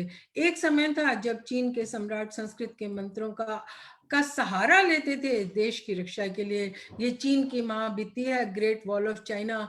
ग्रेट वॉल ऑफ चाइना केवल ऐसा स्थान है मानव निर्मित होते हुए भी चंद्रमा से दिखाई दे गया, और यहाँ पर संस्कृत के मंत्र उष्णीष विजयाधारिणी, यह वह 36 फीट लंबा संस्कृत का मंत्र 6 लिपियों में लिखा हुआ है, और आज तक ये ग्रेट वॉल ऑफ चाइना पर विद्यमान है। हजारों लोग वहां प्रतिदिन जाते हैं, परंतु कोई यह बताने वाला नहीं है कि यहाँ पर संस्कृत मंत्र लिखे हुए हैं, जो कि 14वीं शताब्दी में सम्राट ने राष्ट्र की रक्षा के लिए लिखवाए थे। इनको 6 लिपियों में इसलिए लिखवाया गया था क्योंकि वहां पर अनेक प्रकार के लोग रहते थे, जो भी कोई आए वह पढ़ सके। वही उष्णीष विजयाधारिणी मंत्र जो है उसके शिलालेख भी उपलब्ध हुए हैं। चीन से जो मैं बात कर रही थी, शिनजियांग उइगुर रीजन से, सिल्क रूट से, जो सहस्रों नहीं बल्कि लाखों की संख्या में पांडुलिपियों और उनके अंश प्राप्त हुए हैं, उनमें से एक ही आपको दिखा रही है। यह गणित की पांडुलिपि है। इस प्रकार की बहुत सारी पांडुलिपियां मिली हैं जिनमें ऐसे विषय निकल कर आ रहे हैं कि जिनसे पता चलता है कि भारतीय संस्कृति वहां किस रूप में विद्यमान थी, और वहां के लोग किस प्रकार से भारत के, चाहे कलाएं हैं, केवल कलाएं ही नहीं बल्कि विज्ञान और टेक्नोलॉजी के विषय में भी वे भारत से ज्ञान प्राप्त करते रहे हैं। जब चीन में राजप्रासाद के लिए जो चीनी लिपि चित्र लिपि है, चीन में राजप्रासाद के लिए जो अक्षर लिखा जाता है वही अक्षर जो है वह एक मंदिर के लिए भी लिखा जाते हैं। और चीन में जब मंदिर बनते हैं तो उसका जो आर्किटेक्चर होता है वो वही आर्किटेक्चर होता है, वही डिजाइन होता है जो कि एक राजप्रासाद का होता है। यहाँ एक और आप एक मंदिर देख रहे हैं और दूसरी ओर एक आप स्तूप देख रहे हैं जिसपे कि संस्कृत का अक्षर अक्षमलवर्यम लिखा हुआ है। ये जो एक भव्य स्तूप है उसको राजमहल के अंदर इस ढंग से बनवाया गया कि राजा स्वयं अपने कोष्ठ में बैठकर निरंतर इसके जब चाहे तब इसके दर्शन कर सके। ये शिव और पार्वती के चित्र हैं जो कि Xinjiang Uyghur region silk route से प्राप्त हुए हैं। ये गणेश और कार्तिकेय के चित्र हैं। इनसे पता चलता है कि किस प्रकार से भारतीय हिंदू केवल बौद्ध देवी देवता ही नहीं बल्कि हिंदू देवी देवताओं की भी वहां पर पूजा होती रही है, और भी बहुत सारे अंश हमें प्राप्त हुए हैं। ये जो मैं आपको चित्र दिखा रही हूँ इसमें एक और एक मूर्ति है और दूसरी और भगवान बुद्ध का रेलिक है। ये जो मूर्ति है इसको प्राय वहां के जो आर्कियोलॉजिस्ट हैं वो बोधिसत्व कह के समाप्त कर देते हैं, परंतु मेरी दृष्टि से और अन्य कुछ विद्वान जो भारत भावित चीन को जानते हैं उनका स्वीकार करना है कि यह सम्राट अशोक है, उनकी मूर्ति है जिसमें कि वह भगवान बुद्ध के अवशेष चीन के राजा को प्रस्तुत कर रहे हैं, भेंट स्वरूप दे रहे हैं। यह बहुत अच्छा चित्र नहीं है परंतु फिर भी आपको एक कल्पना हो सकती है कि जब यह रेलिक भगवान बुद्ध का वहां पहुंचा तो कितना बड़ा भव्य शोभा यात्रा निकाली गई। ये कांच के पीछे था तो चित्र बहुत सुंदर नहीं ले पाई हूं, परंतु फिर भी आप अनुमान लगा सकते हैं कि किस प्रकार से बड़ी संख्या में लोग जो हैं चारों ओर से इस स्थान पर इकट्ठे हुए हैं उस शोभा यात्रा में। यह एक ब्राह्मण का चित्र है। वहां की अनेक गुफाओं में भारतीय आचार्यों के चित्र मिलते हैं। क्यों? क्योंकि वे धर्माचार्य थे, उनको राजगुरु तक नियुक्त किया गया और उनको जो ग्रंथ हैं संस्कृत के ग्रंथ उन्हें फानफान्यू कहते हैं। यह जो मैं आपको एक चित्र दिखा रही हूँ वो लीगल और एडमिनिस्ट्रेटिव डॉक्यूमेंट्स का है। ये भी शिनजियांग रीजन से के अनेक स्थानों से उपलब्ध हुए हैं। इनसे यह स्पष्ट होता है कि किसी समय संस्कृत, बोली हुई संस्कृत जिसको कि हम प्राकृत कहते हैं, कहीं गांधारी कहते हैं, उनमें उन भाषाओं में प्राकृत भाषा में बोली हुई संस्कृत में और वहाँ की खरोष्टी लिपि में लिखे हुए ये ऐसे लीगल और एडमिनिस्ट्रेटिव डॉक्यूमेंट्स हैं। इसी प्रकार के कुछ डॉक्यूमेंट्स हमारे यहाँ नेशनल म्यूजियम में भी हैं, क्योंकि जब स्टाइन गए थे यहाँ सिल्क रूट पर एक्सकवेशन के लिए, उस समय भारत जो है ब्रिटिश इंडिया कहलाता था, और जो ग्रंथ, जो वस्तुएं, जितनी भी सामग्री स्टाइन लेकर आए थे वह दो भागों में विभक्त कर दी गई थी। आधी भारत में नेशनल म्यूजियम में है, परंतु दुर्भाग्य से इतने वर्षों में स्वतंत्रता के पश्चात आज तक हम इस विषय पर कार्य नहीं कर पाए हैं, क्योंकि भारत में खरोष्टी जानने वाले लोगों की बहुत कमी है। ये केवल एक द्वार के, वहां का एक मंदिर है, उसका एक प्रवेश द्वार है। आप देख सकते हैं कि कैसे एक मंदिर जो है वो किस प्रकार से पूरी तरह से राजप्रासाद के रूप में दिखाई दे रहा है। यह उष्णीश विजया जो मंत्र है, उष्णीश विजय अर्थात सर्वोत्कृष्ट विजय, supreme victory of the nation, उसके लिए जो मंत्र था, उस मंत्र को देवी का स्वरूप दे दिया गया। इस प्रकार के संस्कृत के मंत्र चीन में केवल शिनजियांग ही नहीं बल्कि अनेक स्थानों से मिलते हैं। ये मैं आपको यूनान प्रोविंस से कुछ चित्र संस्कृत के दिखा रही हूँ, जो वहां से पांडुलिपियां मिली हैं। किस प्रकार की मरुभूमियां थी, किस प्रकार की मरुभूमियां आज भी हैं, किस प्रकार से वे हमारे धर्माचार्य, जिनको कुछ जीवन में अपने लिए नहीं बल्कि परोपकाराय सताम विभूते, वो तो दूसरों के लिए अपने जीवन को अर्पण कर रहे थे, और किस प्रकार की मरुभूमियों में चलते थे, कैसे उनके जीवन में कष्ट थे, फिर भी उन्होंने उन यात्राओं को स्वीकार किया। यह केवल मैं आपको एक ब्लॉक दिखा रही हूँ कि कैसे संस्कृत के ग्रंथों का अनुवाद हो जाने के पश्चात ब्लॉक्स खोद दिए जाते थे, और उन ब्लॉक्स के आधार पर फिर मास प्रोडक्शन करते थे। जब संस्कृत के ग्रंथ इस प्रकार से उनकी प्रतियां बनने लगी, तो चीन में दो प्रकार के व्यवसायों का उत्थान हुआ, जिसमें कि पेपर टेक्नोलॉजी कहते हैं। पेपर कोई कहता है अरब लोगों के साथ आया, कोई कहता है चीन ने बनाया, परंतु बंधुओं मैं बताना चाहती हूँ कि भारत ने बहुत पहले ही पत्र बना लिया था, इसके हमें प्रमाण मिलते हैं। हमारे यहाँ जो पत्र है वो रुई से भी बनता था, और चीन में जो पहला पत्र के लिए रेडिकल मिलता है, जो चित्र मिलता है, उसमें पहले एक पौधा है और उसके पश्चात आगे सिल्क भी है, क्योंकि वे सिल्क से भी पत्र बनाने लगे थे। तो प्रिंटिंग टेक्नोलॉजी और पेपर मेकिंग टेक्नोलॉजी जो है वो चीन में उसका बहुत बड़ी गति से विकास हुआ, जब भारतीय धर्म का, संस्कृति का प्रचार प्रसार हुआ। ये उसकी एक देन है। जब अभी आप उइगुर की जब चर्चा कर रहे थे, तो उसमें हम लोगों को यह भी जान लेना चाहिए कि इस क्षेत्र में बेसिकली एक स्थान है जहां से हमें यह प्रमाण उपलब्ध हुआ है कि वहां के राजा, ये नीचे आप देख रहे हैं, राजा हाथ जोड़कर भगवान बुद्ध के समक्ष बैठा हुआ है और विनती कर रहा है, प्रार्थना कर रहा है राज्य के स्थायित्व के लिए। और उसने जो विहार को छत्र और दंड, सुवर्ण दंड और छत्र जो भेंट किया है, वो उसने संस्कृत में यहाँ पर एक शिलालेख में लिखा हुआ है। ये एक अन्य हमारे विद्वान हुए, इन सब पर कार्य करने की बड़ी आवश्यकता है कि कौन कौन विद्वान किस किस समय में हुए और कहाँ कहाँ उनके हमें चित्र मिलते हैं, और उनका क्या योगदान सारे चीन के सभ्यता और संस्कृति के उत्थान में क्या योगदान रहा। ये भारतीयों के करने के लिए आवश्यक कार्य है। ये जो मैं आपको एक पांडुलिपि दिखा रही हूँ, इसकी लिपि खोटनीज है, परंतु इसकी जो भाषा है वह संस्कृत है। यह एक डायलॉग का एक पांडुलिपि है, जिसमें कि दो भिक्षुओं का वार्तालाप लिखा गया है। उससे पता चलता है कि जब एक देश से दूसरे देश लोग जाते थे, तो संस्कृत ही एक माध्यम था वार्तालाप का, चर्चा का, अंतरराष्ट्रीय भाषा के रूप में। जैसे आज आप कहीं विदेश जाने से पहले इंग्लिश पढ़ना चाहते हैं, उस समय में संस्कृत पढ़ी जाती थी।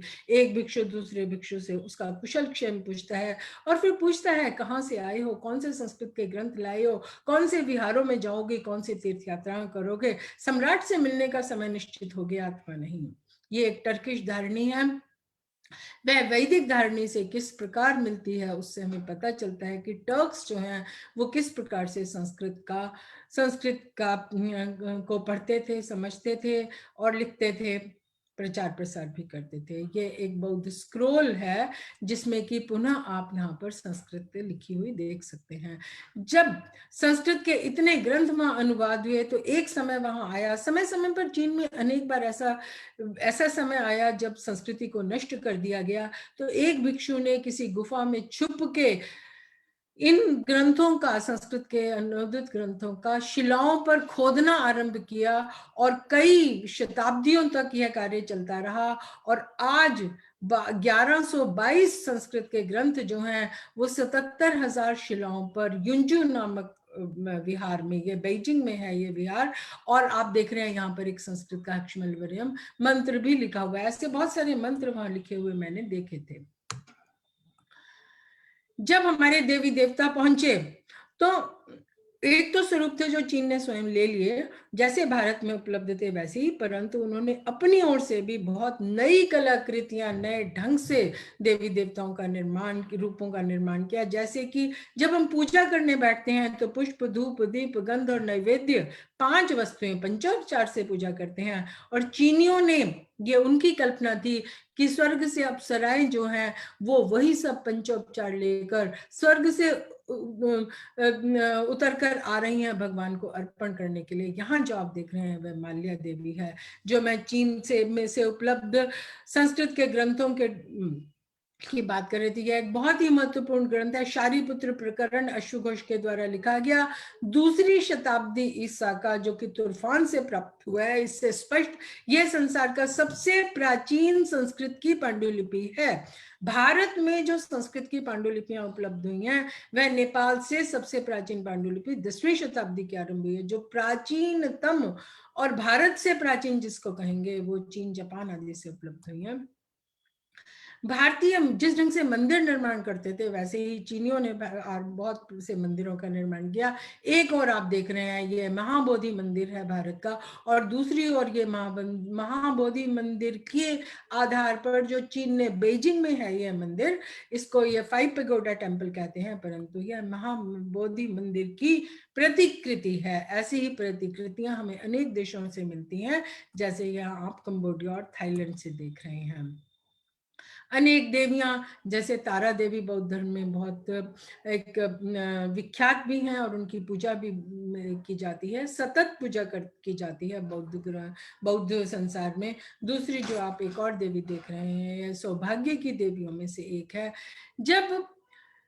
जब हमारी करुणा का दर्शन जो है वो चीन पहुंचा तो उन्होंने भी अपनी दृष्टि से करुणा मैं भगवान को कैसे उन्होंने प्रस्तुत किया। आप देखिए, इस ओर जो आप देख रहे हैं वह एक बोधिसत्व है जो कि करुणामय है और अमृत की वर्षा मनुष्यों पर कर रहे हैं। संसार के कष्ट जो कि एक ज्वालाओं के रूप में दिखाई दे रहे हैं, संसार के कष्टों के निवारण हेतु वे अमृत की वर्षा कर रहे हैं।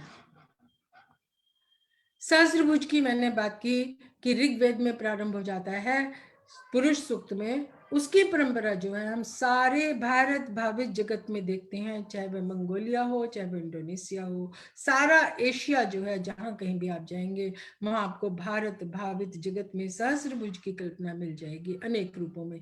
ये आचार्य बोधि धर्म है, मैं इनकी चर्चा अवश्य करना चाहूंगी, क्योंकि आज हम सारे मार्शल आर्ट्स और मर्म चिकित्सा इत्यादि जो है, एक्यूपंक्चर, एक्यूप्रेशर आदि, उनको हम समझते हैं कि वो चीन से आया है, परंतु बंधु ये आचार्य बोधि धर्म थे, ये कांची के थे, ये राजकुमार थे, इन्होंने नालंदा में आके आचार्य भी रहे ये, और उसके पश्चात ये धर्म प्रचार हेतु चीन चले गए और इन्होंने ध्यान की जो परंपरा है, ध्यान का जो दर्शन है, ध्यान को जो चीन में छान कहते हैं, कोरिया में सोंग कहते हैं, जापान में ज़ेन कहते हैं, और वह सब की सब इनकी देन है। और उस ध्यान की परंपरा के साथ साथ वे मर्म चिकित्सा और सिद्ध आयुर्वेद और मार्शल आर्ट्स भी चीन ले गए। जहां वह आज तक पुष्पित पल्लवित अपने ढंग से हुआ है। जो मैं अगाध श्रद्धा की बात कर रही थी, जैसे आज हम मंदिरों में जाके पेड़ों से जाके अपनी मनोकामना की पूर्ति हेतु धागे बांधते हैं, वैसे ही चीन में भी यह परंपरा आज तक जीवित जागृत है। यह मैं जो सम्राटों की बात कर रही थी, वे चीनी सम्राट संस्कृत के मंत्रों का पाठ करते थे। यहाँ मैं आपको एक पात्र चीन के एक सम्राट का दिखा रही हूँ, जिसमें कि उसके अपने पर्सनल यूज का था, व्यक्तिगत प्रयोग का। इसमें संस्कृत लिखी हुई है, दिवा स्वस्ति स्वस्ति मध्यम दिन, आप पढ़ सकते हैं क्योंकि बहुत प्राचीन नहीं है। अर्थात दिन में भी स्वस्ति अर्थात शुभ हो, रात्रि में भी शुभ, सायंकाल में भी शुभ हो। इस प्रकार के संस्कृत के मंत्र और बीजाक्षर लिखे हुए प्राप्त आपको अनेक स्थानों पर मिल जाएंगे। ऐसे बहुत सारे दर्शन के ग्रंथ हैं जो वैसे जानने में जन जन तक पहुंचाने के लिए कठिन था, परंतु उनको उन्होंने चित्र रूप में अपने विहारों में, अपने स्तूपों आदि में प्रस्तुत किया। तो इन्हीं शब्दों के साथ मैं आप सभी का धन्यवाद करती हूँ। समय पर्याप्त हो गया है, कुछ समय हमें प्रश्नों के लिए रखना चाहिए, तो मैं यहाँ अपनी बात को विराम देती हूँ और आपसे निवेदन करती हूँ कि आपके मन में जो भी प्रश्न हो, कृपया वे प्रश्न प्रस्तुत करें। धन्यवाद। पुनः एक बार आप सभी का आभार, सभी का धन्यवाद। बहुत बहुत धन्यवाद डॉक्टर शशि बालाजी। प्रश्नोत्तरी के प्रश्न हमारे सामने आए हैं। उसमें प्रथम प्रश्न है कि आज जो चीन में जैसे जैसे कम्युनिज्म बढ़ता जा रहा है, वैसे वैसे बौद्ध धर्म के फॉलोअर्स की संख्या कम होती जा रही है। तो आज के समय में कितने लोग हैं जो बुद्धिज्म को फॉलो कर रहे हैं? जी, ऐसे है कि चीन में इस बात की सुविधा नहीं है, अनुमति नहीं है कहना चाहिए, कि कोई व्यक्ति अपना धर्म बता सके। इसकी अनुमति नहीं है। और मेरे बहुत बड़ी संख्या में मित्र हैं, मित्रों के मित्र भी हैं, जिनसे कि मुझे सीधी सीधी सूचनाएं भी प्राप्त होती हैं कि किस प्रकार से वे लोग मन से बौद्ध हैं, परंतु कह नहीं सकते कि हम बौद्ध हैं। तो इसलिए संख्या बताना असंभव है।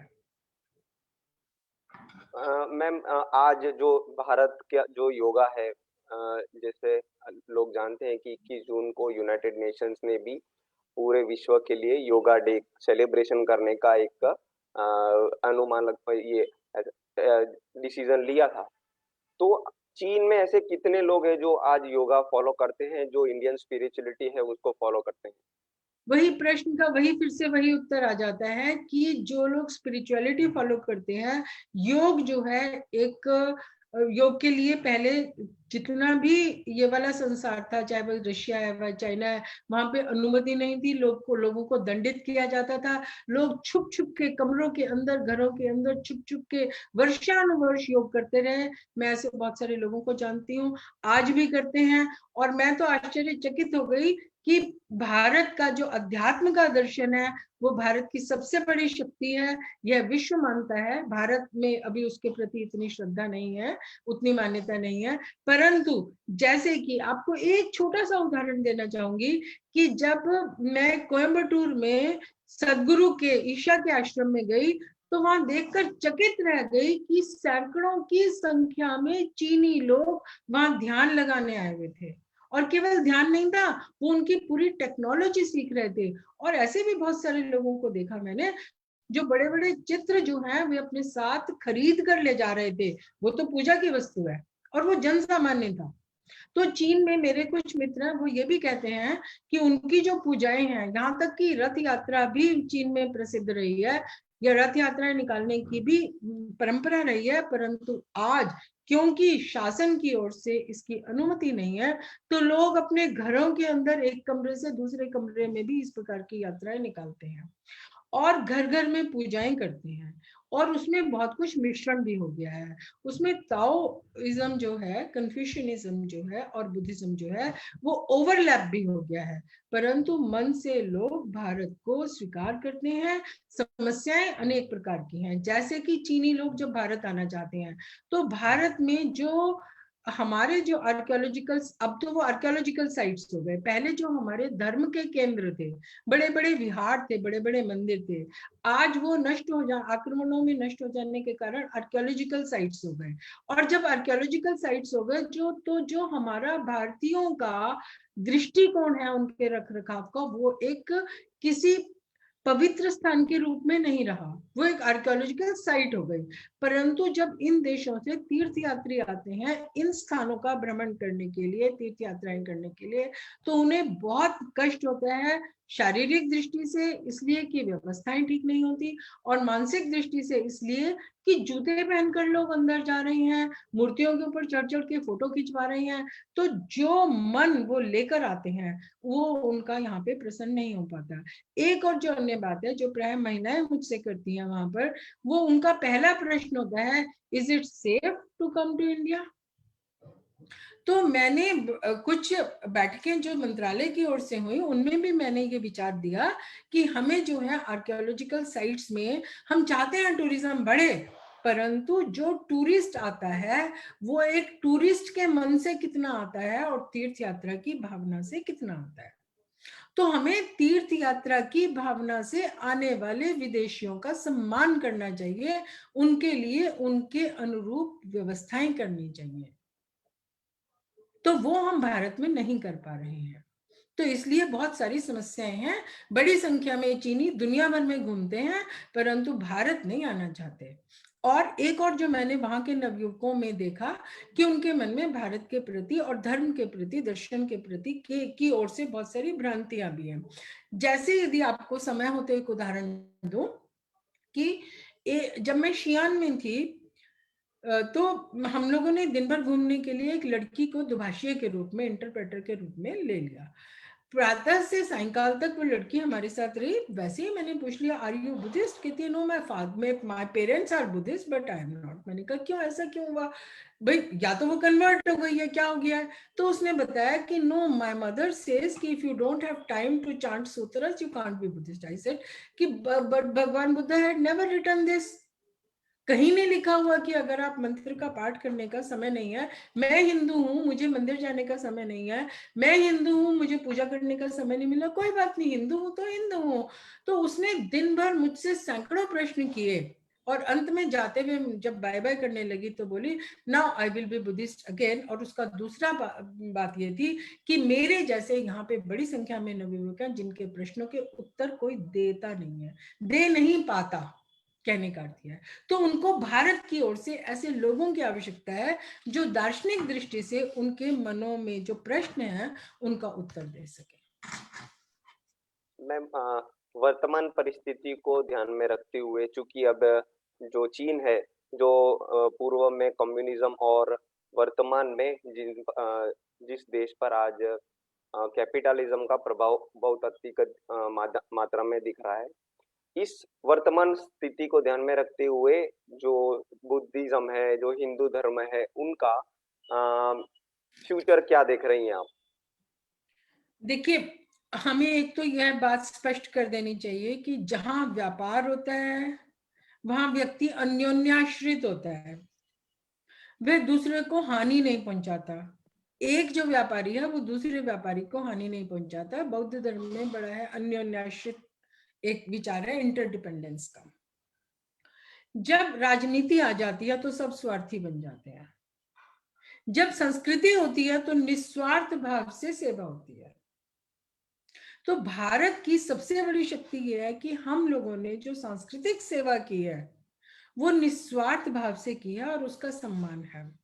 आज की परिस्थिति में जिस समय हमारे संबंध गड़बड़ा रहे हैं उस समय देश की आवश्यकता यह है कि सांस्कृतिक कार्यक्रमों को बढ़ावा दिया जाए, क्योंकि जब सांस्कृतिक कार्यक्रम होते हैं, सांस्कृतिक दृष्टि से लोग एक दूसरे से मिलते हैं तो उनके मन में एक दूसरे के प्रति मित्रता का भाव होता है। वो किसी से कुछ छीनना या पाना नहीं चाहते, देना चाहते हैं, जो कि हमारी संस्कृति का मुख्य बिंदु है। तो आवश्यकता इस बात की, यदि हम राजनीतिक दृष्टि से भी आगे बढ़ना चाहते हैं, कॉन्फ्लिक्टिंग सिचुएशन जो आज आप कह रहे हैं उसको भी हम, उसके लिए भी हमें कुछ मार्ग निकालने हैं, तो वह संस्कृति से निकलते हैं, वो राजनीति से नहीं निकल पाएंगे। मैम, हमारे साथ डॉक्टर रंजीत सिंह जी मौजूद हैं। उनका एक दो प्रश्न है, हम उनका प्रश्न ले लेते हैं। रंजीत सिंह जी। धन्यवाद शशि बाला मैडम, आपके बहुत ही सुंदर और उत्कृष्ट वक्तव्य के लिए। पहली बार ऐसा मुझे सुनने को मिला। बहुत बहुत धन्यवाद। मेरे जिज्ञासा ऐसी है कि बार बार आपने अपने वक्तव्य में सिल्क रूट ऐसा बोला है।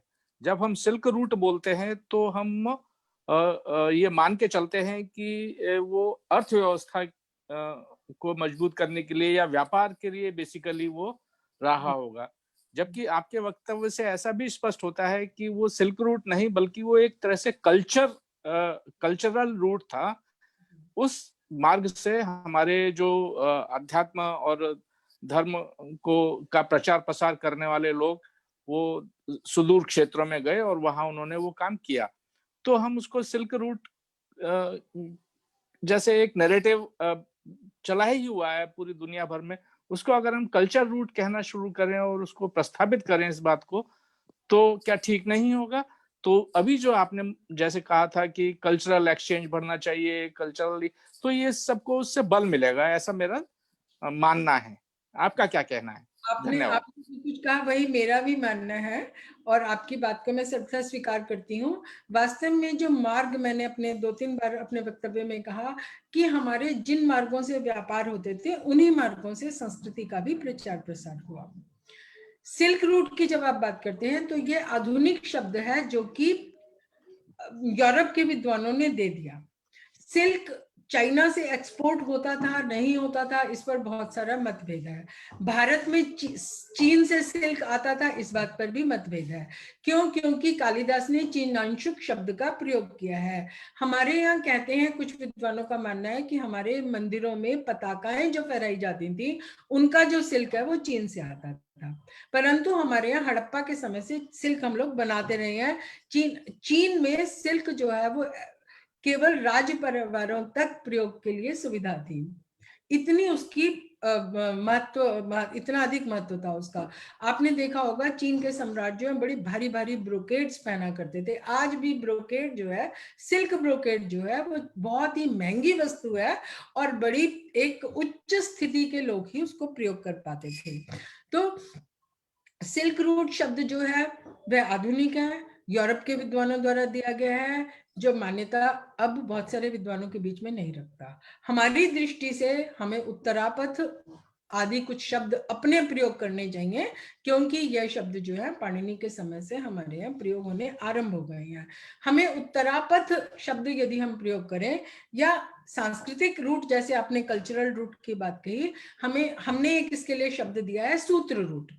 सिल्क रूट ना कह के सूत्र रूट, क्योंकि ये व्यापार का मार्ग तो था ही, क्योंकि जो भी राज्य थे मार्ग में वो इतनी दूरियों पर आप जाकर देखेंगे, आज भी आप गूगल कर सकते हैं कि एक स्थान से दूसरे स्थान की दूरी लगभग इतनी थी कि व्यक्ति पैदल एक दिन में पार कर सकता था, रात्रि का विश्राम करता था, वहीं पर विहार की उसको सुविधा भी होती थी, रहने की भोजन करने की व्यवस्था भी होती थी, और वहीं पर जो है हमारे धर्माचार्यों के रहने और कार्य करने की व्यवस्थाएं भी होती थी। तो दोनों वस्तुएं साथ साथ सदैव से चली आ रही हैं। साउथ ईस्ट एशिया में भी मेरा यह विचार है कि जो तटीय क्षेत्रों में, पूरे साउथ ईस्ट एशिया में तटीय क्षेत्रों में कहीं भी उत्तरी वियतनाम को छोड़कर कहीं भी चीन का हमें आधिपत्य नहीं दिखाई देता।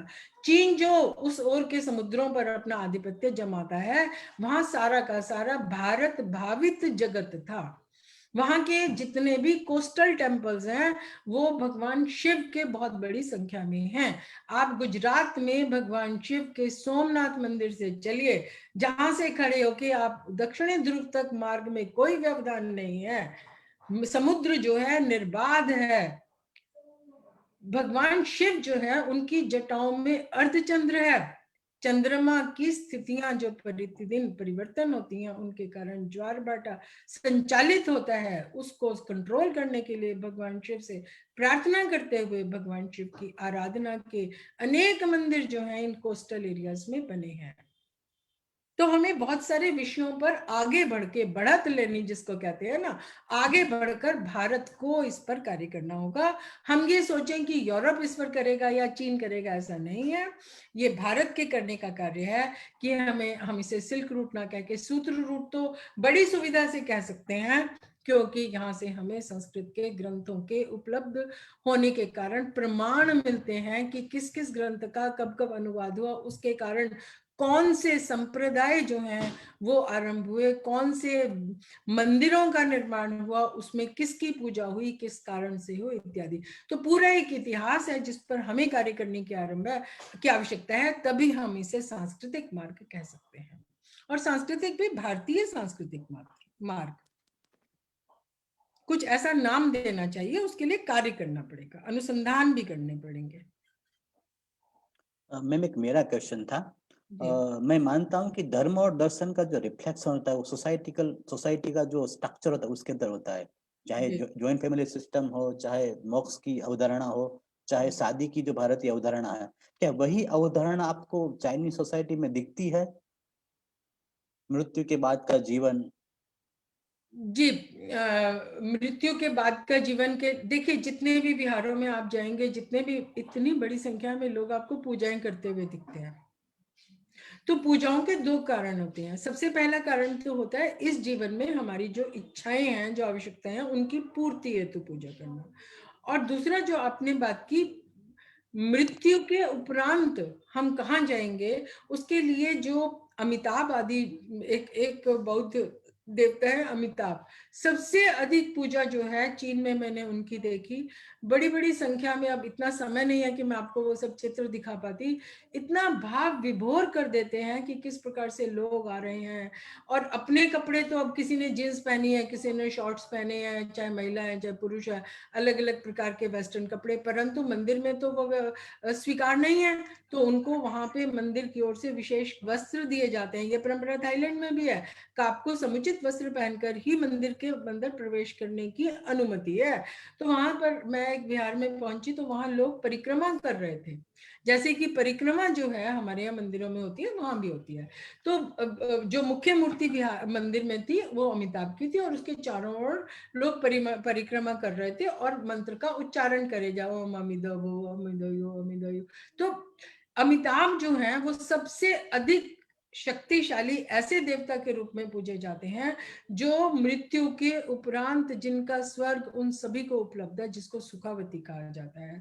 तो अमिताभ की पूजा दिखाती है, प्रमाणित करती है कि मृत्यु के उपरांत स्वर्ग की प्राप्ति। और भी ऐसे बहुत सारे मिलते हैं, जैसे मैं गुफाओं की बात कर रही थी, अब चर्चा का उतना समय नहीं है, कि तुनहुआंग एक गुफाएं हैं जिसमें कि कई 100 गुफाएं हैं, परंतु वहां की विशेषता यह है कि 25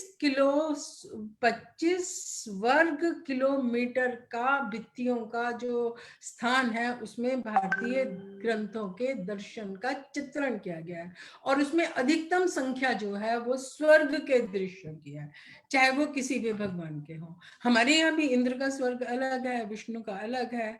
तो ऐसे ही बौद्धों में भी अलग अलग देवताओं के अलग अलग स्वर्ग हैं, उनके अलग अलग स्वरूपों के वर्णन है, और उनके अलग अलग नाम भी हैं।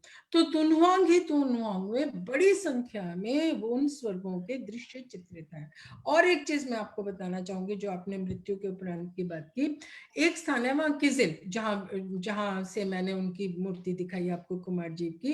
किजिल में मैं जब पहुंची, एक गुफा, दूसरी गुफा, तीसरी गुफा, कई गुफाओं में उन लोगों ने हमें घुमाया, क्योंकि वो मेरे दर्शन और धर्म को समझना चाहते थे, और उसकी आधार पे अपने धर्म और दर्शन को समझना चाहते थे, अपनी कला को समझना चाहते थे, क्योंकि कला का सारा आधार तो दर्शन और धर्म है, तो अध्यात्म है।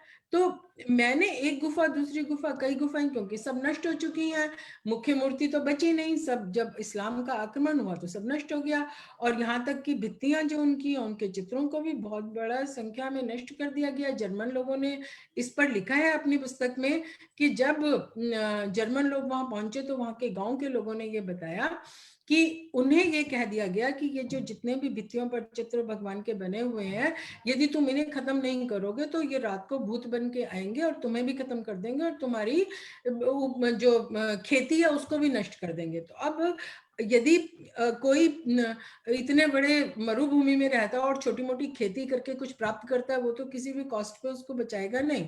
तो गांव गांव का बच्चा बच्चा इस कार्य में लग गया, और इसके प्रमाण मिलते हैं। तो एक तो ये बात, दूसरी बात ये है, क्या कह रही थी मैं, कहाँ से हमारी बात आरंभ हुई थी क्षमा करिएगा, कि धर्म और संस्कृति। हाँ, तो जो धर्म और संस्कृति है, जो दर्शन है, चाहे वो जीवन का दर्शन है, चाहे वो मृत्यु के उपरांत का दर्शन है, वह स्पष्ट रूप से जीवन में दिखाई देता है। और उनकी पूजाओं से दिखाई देता है। उसके प्रमाण मिलते हैं प्राचीन काल से आज तक। राजाओं की मूर्तियां, हाँ मैं किजिल की बात कर रही थी। तो एक के पश्चात एक वस्तु जो मुझे उन सभी गुफाओं में समान दिखाई दी, वो दिखाई दी कि जो मुख्य मूर्ति थी, जो रखने का स्थान था, वो तो टूट चुकी है मूर्ति, तो केवल स्थान बचा है। तो उसके ऊपर चारों जो प्रदक्षिणा के लिए स्थान है, वहां जब मैं पीछे की ओर गई तो सभी में मैंने एक समान बात देखी, और वो थी भगवान बुद्ध की परिनिर्वाण की मूर्ति। भगवान लेटे हुए हैं, परिनिर्वाण, अर्थात वो मेरी कल्पना ये थी कि जब किसी राज परिवार का कोई सदस्य का कोई दिवंगत हुआ है, तो उसके पश्चात उसके अवशेष उस गुफा में रखे गए होंगे, और उसकी मूर्ति जो है, मूर्तियों के मुख देख के पता चल रहा था कि ये किसी अलग अलग व्यक्ति की देवराज प्रतिमा है, किसी व्यक्ति को भगवान के रूप में बनाया गया है। तो थोड़ा सा और मैंने वहां पर अनुसंधान किया, और मैं यहाँ तक सफल हो गई कि वो एक स्थान ढूंढ पाई उस गुफा के अंदर। मैंने उनसे कहा, भाई देखो यहाँ पर कोई अवशेष रखने का डिब्बा इतना बड़ा, 1 फुट 2 फुट इतना बड़ा कोई डिब्बा रखने का स्थान होना चाहिए, मुझे ऐसा अनुभूति हो रही है यहाँ के। तो और आप आश्चर्य करेंगे कि उन गुफाओं में मैं वो स्थान, वो निश जिसको आप कहेंगे गड्ढा सा, उसके पीछे मिल गया हमें। और अभी पिछले वर्ष जब मैं चीन गई तो वहां पे कुछ विद्वानों से चर्चा हुई, उन्होंने कहा yes you are right, because we have the Japanese archaeologists have discovered such a relics box from Kizil. तो मृत्यु के पश्चात व्यक्ति स्वर्ग में जाएगा, इसकी कल्पना आज तक विद्यमान है प्राचीन काल से। मैम एक लास्ट क्वेश्चन था हमारे हितेश भाई व्यास भावनगर से, उनका क्वेश्चन है कि जो अहोभाव भारतीय धर्म के प्रति प्राचीन काल में था, मध्यकालीन में था, क्या अभी वो अहोभाव अभी चीन में प्रवर्तमान है कि नहीं है आज के संदर्भ में? कि भारत में आज भी, चीन में आज भी भारत के प्रति भक्ति है, श्रद्धा है, आदर भी है। प्राचीन काल में चीनी जो है वो भारत को वेस्टर्न पैराडाइज कहते हैं। क्यों? उनके जितने भी ग्रंथ हैं उसमें भारत को वेस्टर्न पैराडाइज लिखा हुआ है। क्यों? क्योंकि चीन के पश्चिम में भारत है, तो पश्चिम की दिशा का जो पैराडाइज है वो भारत है, और वो आज तक है।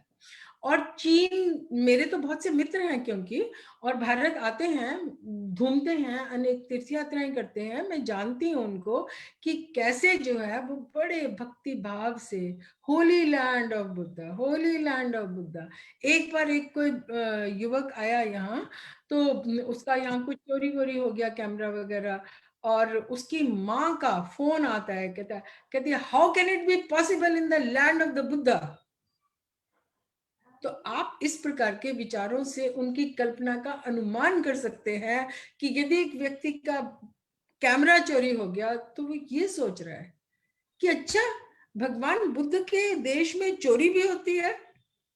तो ये भाव अभी है, भारत की ओर से कमी है, हमारी ओर से। हम लोग ना तो अपने धर्म को, अपनी संस्कृति को, अपने दर्शन को ठीक से लोगों तक प्रस्तुत कर पाते हैं। बहुत से लोग कार्य कर रहे हैं, परंतु जितना कार्य हो रहा है उससे ऐसे लगता है कि 100 गुना कार्य की अभी भी आवश्यकता है। भारत जगत गुरु है। भारत की सबसे बड़ी शक्ति साइंस एंड टेक्नोलॉजी नहीं है, भारत की सबसे बड़ी आध्यात्मिक शक्ति है, जिसके कारण वह जगत गुरु बना और पुनः बन सकता है। और वह शक्ति किसी और के पास नहीं है, यह भी निश्चित है। साइंस में तो आप जो कुछ भी करेंगे उससे आगे कोई ना कोई निकल जाएगा। आज आप वैक्सीन बना रहे हैं, शायद जर्मन लोग पहले बना लें, या यूके के लोग पहले घोषित कर दें, या रशिया के लोग पहले घोषित कर दें, कुछ पता नहीं। परंतु जो एक, मैं आपको ये जो अभी आजकल पेंडेमिक चल रहा है इसके अवसर पर यह बात भी बताना चाहूंगी। पिछले दिनों मैंने एक लेख पूरे अनुसंधान के साथ लिखा था कि किस प्रकार से भारतीय धर्माचार्य, एक धर्माचार्य अपने साथ कोई चीज ले गए, उसमें उन्होंने फ्रूट लिखा है, अब वो क्या था हमें नहीं पता, फ्रूट लिखा है, और उसने जाके सम्राट को भेंट किया। सम्राट कुछ खास प्रभावित नहीं हुआ कि भी होगा कुछ, उसने लेके रख दिया। कुछ दिन बाद वहां एक महामारी फैल गई, तो उस आचार्य ने सम्राट से कहा कि आप इसे जला दो, अर्थात उसकी धुनी दी गई। जब उसकी धुनी दी गई तो 3 मास तक 50 किलोमीटर के एरिया में वह महामारी समाप्त हो गई। इसके आगे भी उदाहरण मिलते हैं, उनके यहाँ लिखित प्रमाण मिलते हैं कि हवन और धुनी से हमारे आचार्य वहां पर पैंडेमिक्स को कंट्रोल करते रहे। अब फिर मैं वहीं आ जाती हूँ कि भारत में आज हमने बहुत प्रयत्न किया कि हम इस पैंडेमिक से लड़ने के लिए हवन और धुनी का सहारा लें, परंतु आज तक हमें सरकार से उसकी अनुमति नहीं मिली है। मेरे कुछ परिचय में ऐसे लोग हैं जो हवन के विशेषज्ञ हैं, यज्ञ के विशेषज्ञ हैं, उन्होंने साइंटिफिक मैपिंग करी है, प्रमाण प्रस्तुत किए हैं कि किस प्रकार से बैक्टीरिया को और वायरस को हम कैसे उससे लड़ सकते हैं। उसके लिए केवल वैक्सीन की आवश्यकता नहीं, उसके लिए और बहुत वस्तुओं की आवश्यकता है, शरीर में ऊर्जा की आवश्यकता है, शरीर स्वयं कैसे वायरस से लड़ने के लिए तैयार किया जाता है, उसमें भी हमारा आध्यात्मिक पक्ष भी है, आयुर्वेदिक पक्ष भी है, परंतु हम उसको स्वीकार नहीं कर पा रहे हैं। क्यों? क्योंकि उसमें हम आस्था खो बैठे हैं।